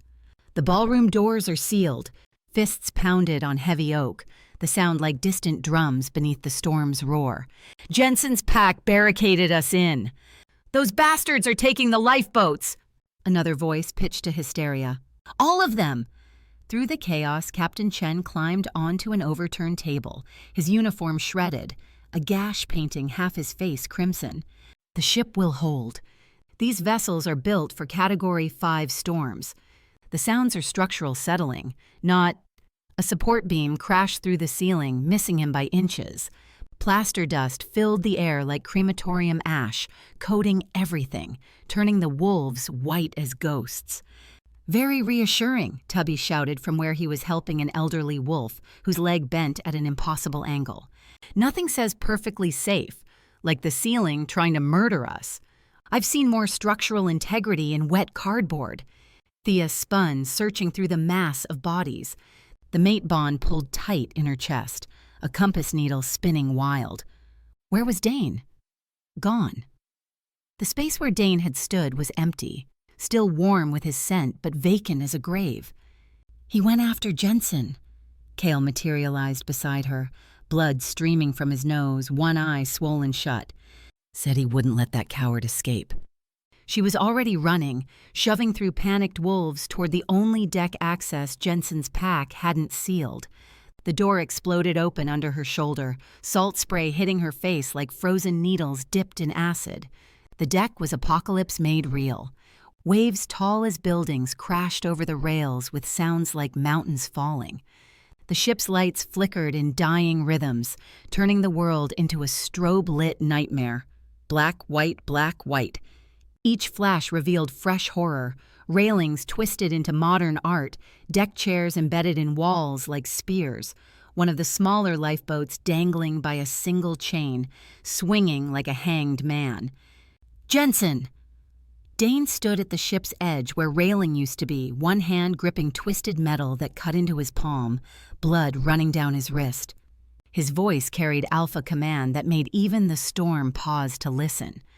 50 feet out, a lifeboat rode the liquid mountains. Jensen stood at its stern while his pack rowed desperately, their movements frantic against currents that wanted to swallow them whole.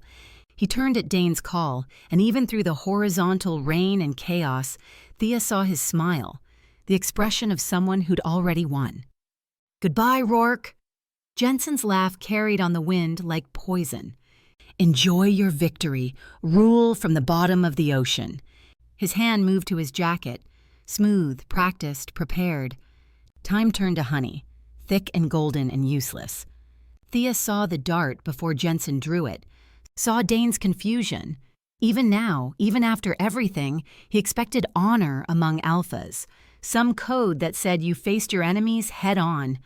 Saw his eyes widen as understanding arrived too late, always too late.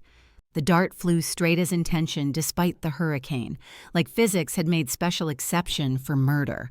It took Dane in the chest with that obscene whisper of sound, soft as a kiss, final as a funeral.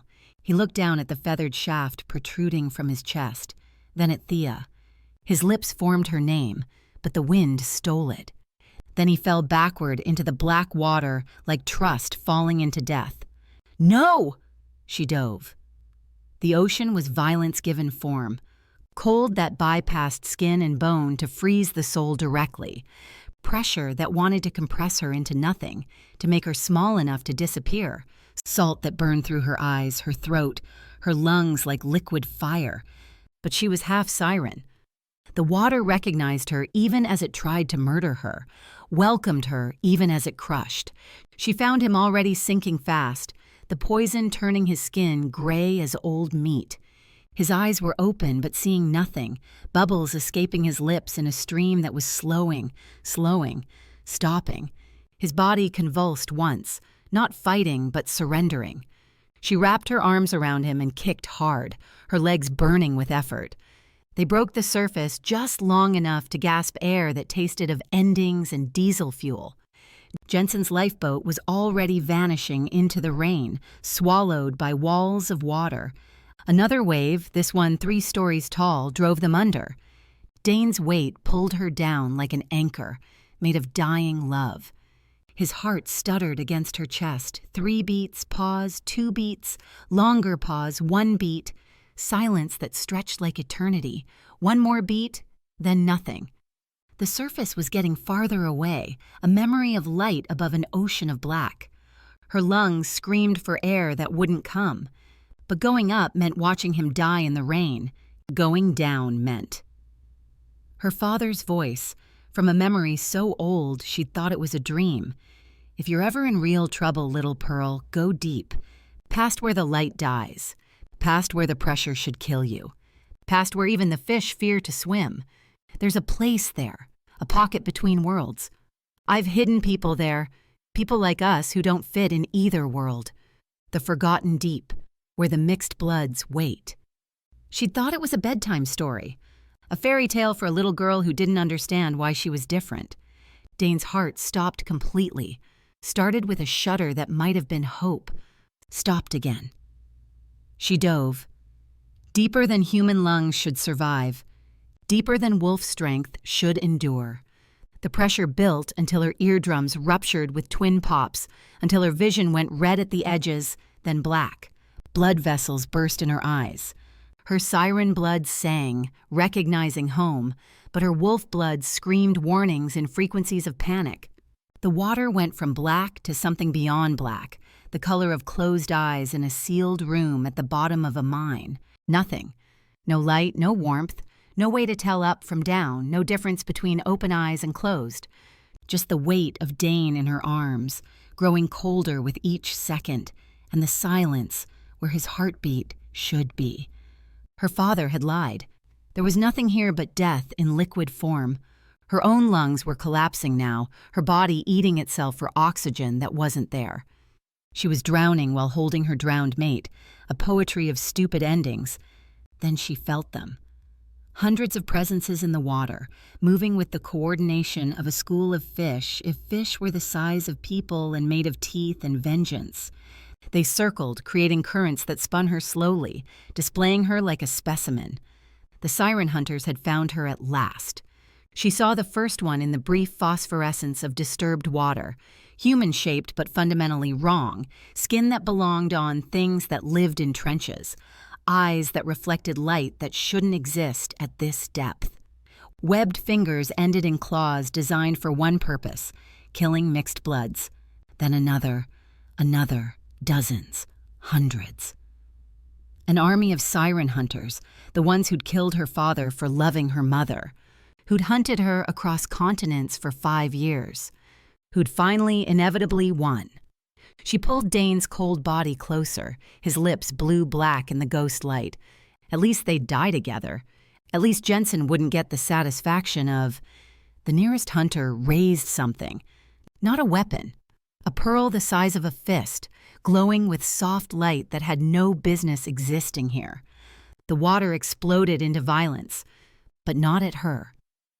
New figures burst from the darkness, beings that moved like liquid lightning, tearing through the hunters with casual efficiency. The water turned black with blood that wasn't hers, wasn't Dane's. In seconds, the hunters were gone, not fled, erased. Thea? The voice was impossible, the face more so. Her father floated before her, but transformed. Scales caught the pearl light where skin should be, shifting between silver and green.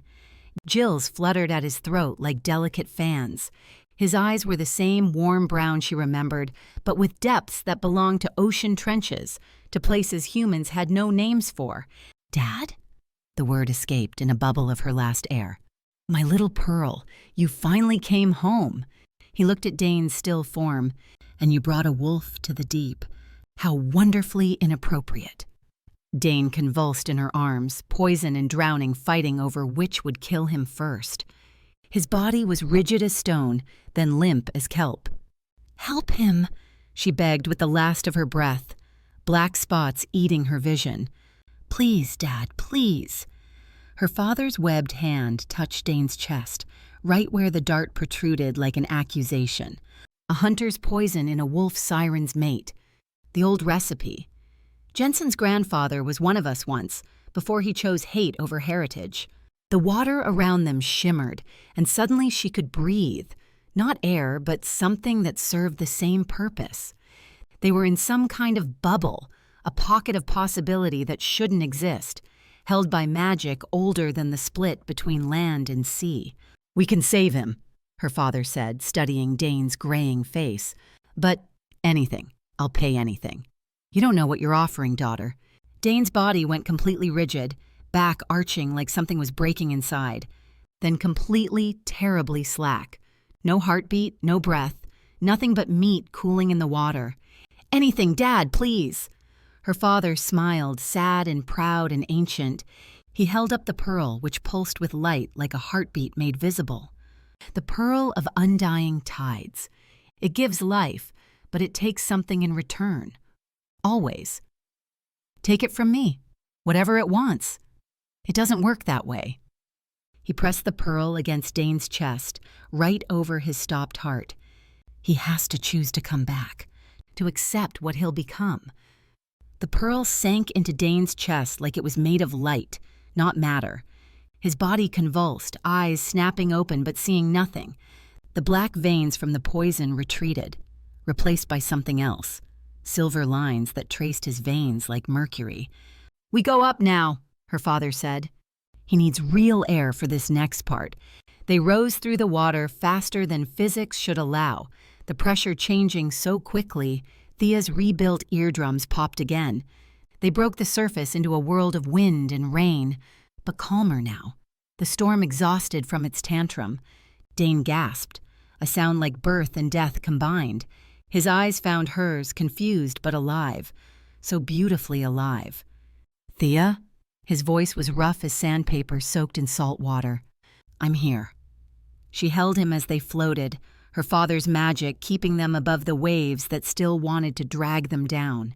"You're okay. You're alive." Her father surfaced beside them, looking at Dane with ancient eyes. "Alpha Dane Rourke. The pearl brought you back, but you're changed now. You'll feel it soon. The call of deep water, the song of tides. You're still wolf, but you're also something more." Dane's hand found the spot where the dart had been. Only smooth skin remained, marked by a pearl-white scar shaped like a star. "You're Thea's father, the siren hunter who died." "The siren hunter who was supposed to have died," her father corrected. "Instead, I became this, neither hunter nor siren, but something between. Like you are now. Like my daughter has always been."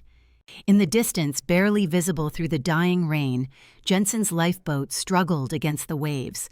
They were maybe 200 yards away, rowing desperately toward a dim shore that might have been real or might have been death's promise. "Want me to kill them?" her father asked casually, like offering tea. "One flip of my tail and those boats become coffins. The ocean is hungry and I haven't fed it hunters in so long." Thea looked at Dane. His eyes had gone gold, but with silver rings around the pupils now. The mark of the pearl, of his resurrection, of what he'd become. "No," Dane said, his voice carrying new harmonics that made the water around them ripple. "Let them go." Her father's eyebrow rose. "Mercy? For someone who poisoned you like a coward?" "Not mercy." Dane's smile was all predator, but patient now, willing to wait. "Promise. One day, when he thinks he's safe, when he's built his power back up, I'll come for him. He'll know why. He'll understand what he's lost. Then he'll die. But not today, not quick, not easy." "You're learning," Thea's father approved. "The deep teaches patience." "Very well." He turned to go, then paused. "Take care of my daughter, wolf who swims deep. She's the last pure thing I ever made." "With my life," Dane said. "With whatever I am now." Her father smiled, dove, and was gone, leaving only ripples that the waves quickly erased. "So," Thea said, suddenly aware they were floating in the middle of the ocean with no boat, no direction, and no plan. "We survived." "We did." Dane touched his chest again, wonder in his eyes. "I can feel it. The pearl. It's like having the ocean in my chest." "Great. You're part sea creature now, but we're still in the middle of nowhere and you just recovered from being dead." "I'm more wolf than siren. Treading water isn't a long-term solution." "Could be worse," Dane said. "How?" "Could be." If you say could be raining, I'm drowning you myself." A sound cut through the waves, creaking wood and creative cursing. They turned to see a tiny lifeboat rowing toward them, barely staying afloat, with a small, furry figure manning oars too big for his body. "Do you have any idea," Tubby shouted across the water, "how hard it is to row with paws? These vintage claws were not made for manual labor. I'm a wombat of distinction, not a galley slave." "Tubby?" Thea couldn't believe it. All the good boats needed passcodes. Jensen's morons stole those. This piece of driftwood was the only thing left because the engine's broken and those lazy wolves couldn't be bothered to row. He pulled alongside them, panting dramatically. "Also, the bottom is leaking. Also, I think there's a shark following us. Also, I saved you a sandwich, but I ate it. Rescue operations require energy." Despite everything, the death, the resurrection, the hunters, the pearl burning in his chest, Dane laughed. They hauled themselves into the leaking boat, water sloshing around their ankles, Tubby complaining about his traumatized claws the entire time. "Which way is shore?" Thea asked. "That way," Tubby pointed with confidence. "How do you know?" "I don't, but pointing with confidence is half of leadership. Ask any alpha." Dane took the oars, his new strength making the boat surge forward despite the leak. Ahead, somewhere in the dark, Jensen rowed toward a safety that was only temporary. And in Dane's chest, the pearl of undying tides pulsed with each heartbeat, patient as the deep, inevitable as the tide. Chapter 8. The storm hammered the ship like it held personal vendettas against steel and wood. Metal shrieked, not the clean protest of bending steel, but the wet, tearing noise of something being systematically destroyed. The floor tilted another 10 degrees, sending bodies sliding into walls with sounds that promised broken bones. Someone's abandoned wine glass rolled past Thea's feet, leaving a trail of Merlot that looked too much like blood in the stuttering emergency lights. The ballroom doors are sealed, fists pounded on heavy oak, the sound like distant drums beneath the storm's roar. "Jensen's pack barricaded us in." "Those bastards are taking the lifeboats!" Another voice pitched to hysteria. "All of them!" Through the chaos, Captain Chen climbed onto an overturned table, his uniform shredded, a gash painting half his face crimson. "The ship will hold. These vessels are built for Category 5 storms. The sounds are structural settling, not—" A support beam crashed through the ceiling, missing him by inches. Plaster dust filled the air like crematorium ash, coating everything, turning the wolves white as ghosts. "Very reassuring," Tubby shouted from where he was helping an elderly wolf whose leg bent at an impossible angle. "Nothing says perfectly safe, like the ceiling trying to murder us. I've seen more structural integrity in wet cardboard." Thea spun, searching through the mass of bodies. The mate bond pulled tight in her chest, a compass needle spinning wild. Where was Dane? Gone. The space where Dane had stood was empty, still warm with his scent, but vacant as a grave. "He went after Jensen." Cale materialized beside her, blood streaming from his nose, one eye swollen shut. "Said he wouldn't let that coward escape." She was already running, shoving through panicked wolves toward the only deck access Jensen's pack hadn't sealed. The door exploded open under her shoulder, salt spray hitting her face like frozen needles dipped in acid. The deck was apocalypse made real. Waves tall as buildings crashed over the rails with sounds like mountains falling. The ship's lights flickered in dying rhythms, turning the world into a strobe-lit nightmare. Black, white, black, white. Each flash revealed fresh horror, railings twisted into modern art, deck chairs embedded in walls like spears, one of the smaller lifeboats dangling by a single chain, swinging like a hanged man. "Jensen!" Dane stood at the ship's edge where railing used to be, one hand gripping twisted metal that cut into his palm, blood running down his wrist. His voice carried alpha command that made even the storm pause to listen. 50 feet out, a lifeboat rode the liquid mountains. Jensen stood at its stern while his pack rowed desperately, their movements frantic against currents that wanted to swallow them whole. He turned at Dane's call, and even through the horizontal rain and chaos, Thea saw his smile, the expression of someone who'd already won. "Goodbye, Rourke." Jensen's laugh carried on the wind like poison. "Enjoy your victory. Rule from the bottom of the ocean." His hand moved to his jacket, smooth, practiced, prepared. Time turned to honey, thick and golden and useless. Thea saw the dart before Jensen drew it, saw Dane's confusion. Even now, even after everything, he expected honor among alphas, some code that said you faced your enemies head on. Saw his eyes widen as understanding arrived too late, always too late. The dart flew straight as intention despite the hurricane, like physics had made special exception for murder. It took Dane in the chest with that obscene whisper of sound, soft as a kiss, final as a funeral. He looked down at the feathered shaft protruding from his chest, then at Thea. His lips formed her name, but the wind stole it. Then he fell backward into the black water like trust falling into death. "No!" She dove.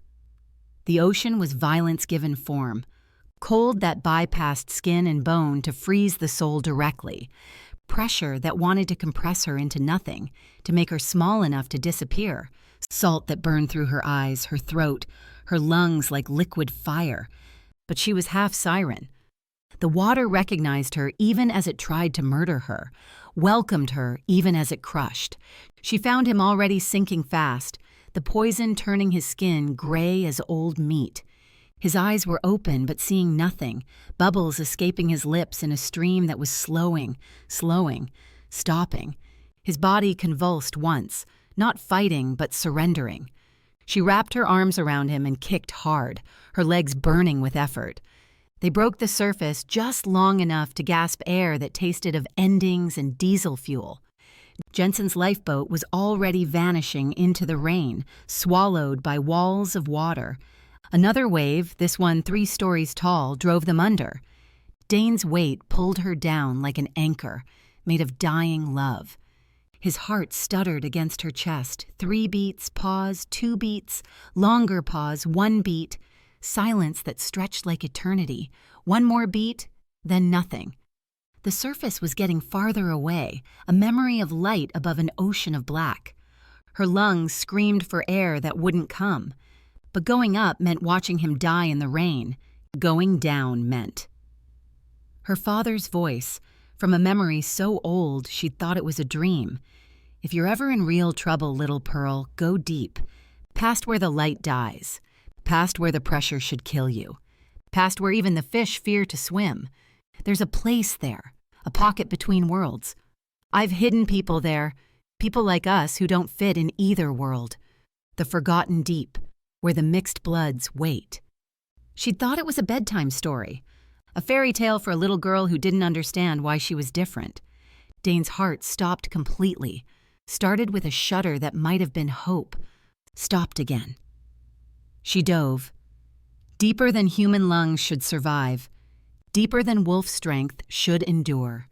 The pressure built until her eardrums ruptured with twin pops, until her vision went red at the edges, then black. Blood vessels burst in her eyes. Her siren blood sang, recognizing home, but her wolf blood screamed warnings in frequencies of panic. The water went from black to something beyond black, the color of closed eyes in a sealed room at the bottom of a mine. Nothing. No light, no warmth, no way to tell up from down, no difference between open eyes and closed. Just the weight of Dane in her arms, growing colder with each second, and the silence where his heartbeat should be. Her father had lied. There was nothing here but death in liquid form. Her own lungs were collapsing now, her body eating itself for oxygen that wasn't there. She was drowning while holding her drowned mate, a poetry of stupid endings. Then she felt them. Hundreds of presences in the water, moving with the coordination of a school of fish if fish were the size of people and made of teeth and vengeance. They circled, creating currents that spun her slowly, displaying her like a specimen. The siren hunters had found her at last. She saw the first one in the brief phosphorescence of disturbed water, human-shaped but fundamentally wrong, skin that belonged on things that lived in trenches, eyes that reflected light that shouldn't exist at this depth. Webbed fingers ended in claws designed for one purpose, killing mixed bloods. Then another, dozens, hundreds. An army of siren hunters, the ones who'd killed her father for loving her mother, who'd hunted her across continents for 5 years, who'd finally, inevitably won. She pulled Dane's cold body closer, his lips blue-black in the ghost light. At least they'd die together. At least Jensen wouldn't get the satisfaction of... The nearest hunter raised something. Not a weapon. A pearl the size of a fist, glowing with soft light that had no business existing here. The water exploded into violence, but not at her. New figures burst from the darkness, beings that moved like liquid lightning, tearing through the hunters with casual efficiency. The water turned black with blood that wasn't hers, wasn't Dane's. In seconds, the hunters were gone, not fled, erased. Thea? The voice was impossible, the face more so. Her father floated before her, but transformed. Scales caught the pearl light where skin should be, shifting between silver and green. Gills fluttered at his throat like delicate fans.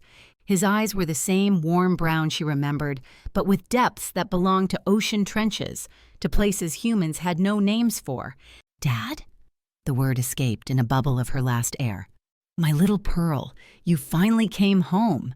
He looked at Dane's still form. "And you brought a wolf to the deep. How wonderfully inappropriate." Dane convulsed in her arms, poison and drowning fighting over which would kill him first. His body was rigid as stone, then limp as kelp. "Help him," she begged with the last of her breath, black spots eating her vision. "Please, Dad, please." Her father's webbed hand touched Dane's chest, right where the dart protruded like an accusation. A hunter's poison in a wolf siren's mate. The old recipe. Jensen's grandfather was one of us once, before he chose hate over heritage. The water around them shimmered, and suddenly she could breathe. Not air, but something that served the same purpose. They were in some kind of bubble, a pocket of possibility that shouldn't exist, held by magic older than the split between land and sea. "We can save him," her father said, studying Dane's graying face. "But anything. I'll pay anything." "You don't know what you're offering, daughter." Dane's body went completely rigid, back arching like something was breaking inside, then completely, terribly slack. No heartbeat, no breath, nothing but meat cooling in the water. "Anything, Dad, please." Her father smiled, sad and proud and ancient. He held up the pearl, which pulsed with light like a heartbeat made visible. The pearl of undying tides. It gives life, but it takes something in return. Always. "Take it from me. Whatever it wants." "It doesn't work that way." He pressed the pearl against Dane's chest, right over his stopped heart. He has to choose to come back, to accept what he'll become. The pearl sank into Dane's chest like it was made of light, not matter. His body convulsed, eyes snapping open but seeing nothing. The black veins from the poison retreated, replaced by something else. Silver lines that traced his veins like mercury. "We go up now," her father said. "He needs real air for this next part." They rose through the water faster than physics should allow, the pressure changing so quickly, Thea's rebuilt eardrums popped again. They broke the surface into a world of wind and rain, but calmer now. The storm exhausted from its tantrum. Dane gasped, a sound like birth and death combined. His eyes found hers, confused but alive, so beautifully alive. "Thea?" His voice was rough as sandpaper soaked in salt water. "I'm here." She held him as they floated, her father's magic keeping them above the waves that still wanted to drag them down. "You're okay. You're alive." Her father surfaced beside them, looking at Dane with ancient eyes. "Alpha Dane Rourke. The pearl brought you back, but you're changed now. You'll feel it soon. The call of deep water, the song of tides. You're still wolf, but you're also something more." Dane's hand found the spot where the dart had been. Only smooth skin remained, marked by a pearl-white scar shaped like a star. "You're Thea's father. The siren hunter who died. The siren hunter who was supposed to have died, her father corrected. Instead, I became this, neither hunter nor siren, but something between. Like you are now. Like my daughter has always been. In the distance, barely visible through the dying rain, Jensen's lifeboat struggled against the waves. They were maybe 200 yards away, rowing desperately toward a dim shore that might have been real or might have been death's promise. Want me to kill them? Her father asked casually, like offering tea. One flip of my tail and those boats become coffins. The ocean is hungry and I haven't fed it hunters in so long. Thea looked at Dane. His eyes had gone gold, but with silver rings around the pupils now. The mark of the pearl, of his resurrection, of what he'd become. No, Dane said, his voice carrying new harmonics that made the water around them ripple. Let them go. Her father's eyebrow rose. Mercy? For someone who poisoned you like a coward? Not mercy. Dane's smile was all predator, but patient now, willing to wait. Promise. One day, when he thinks he's safe, when he's built his power back up, I'll come for him. He'll know why. He'll understand what he's lost. Then he'll die. But not today, not quick, not easy. You're learning, Thea's father approved. The deep teaches patience.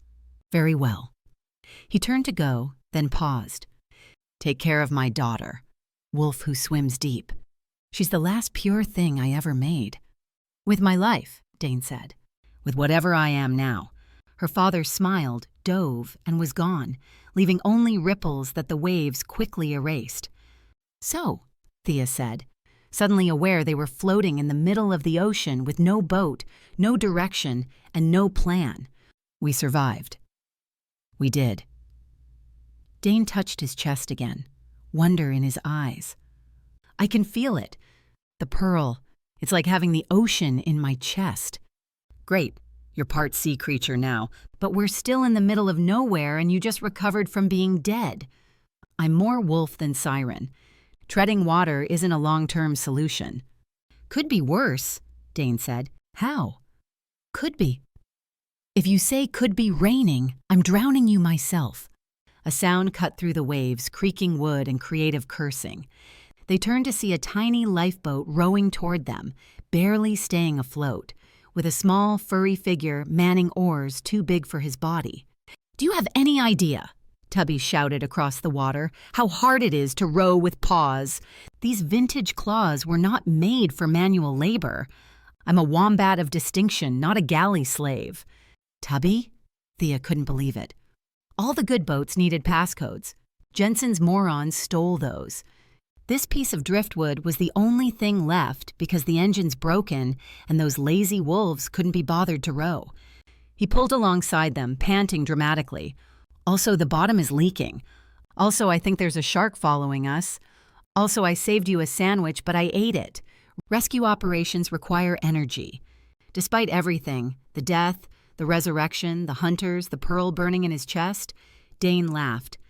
They hauled themselves into the leaking boat, water sloshing around their ankles, Tubby complaining about his traumatized claws the entire time. Which way is shore? Thea asked. That way, Tubby pointed with confidence. How do you know? I don't, but pointing with confidence is half of leadership. Ask any alpha. Dane took the oars, his new strength making the boat surge forward despite the leak. Ahead, somewhere in the dark, Jensen rowed toward a safety that was only temporary. And in Dane's chest, the pearl of undying tides pulsed with each heartbeat, patient as the deep, inevitable as the tide. And that's the end of Shifters Aboard. If you made it this far, you've just witnessed a vegan alpha get resurrected by Pearl, a half-blood find her mate, and a wombat save everyone with kitchen chemicals and aggressive judgment. Dane and Thea are living proof that sometimes the worst cruise of your life becomes the best thing that ever happened. Jensen learned that karma comes in the form of bathroom duty. And Tubby? He's currently writing his memoirs titled, I Told You So, A Wombat's Victory Lap. Did you catch all the moments? The suppressant ring that nearly killed her to keep her secret? The mate bond that snapped into place at the worst possible time? The way Dane never once hesitated, even when he learned what claiming her would cost? And yes, the kelp lasagna really was that bad. If this story made you laugh, cry, or immediately Google, "Can wombats actually talk?" Mission accomplished. This was created specifically because you asked for paranormal romance with heart, humor, and happy endings that feel earned. Every listen, like, and comment tells me what story to create next. Speaking of next, drop your story idea below. What do you want to hear? Enemy packs forced to merge? A shifter who can't shift? A witch who accidentally bonds with the wrong wolf? The wilder, the better. Thank you for listening to the very end. Thank you for choosing to spend these hours with Thea, Dane, and one extraordinarily disgruntled wombat. New stories drop monthly. Subscribe and hit the notification bell so you don't miss the next disaster-turned-love story. Until next time, remember, if a wombat ever offers you romantic advice, you should probably take it. Results not guaranteed, but the story will be worth it. This has been DN Leo, reminding you that love finds a way, even if it has to sink a ship first. By the way, if you want more Thea, Dane, and Tubby, there's a bonus chapter. The download link is waiting for you in the description.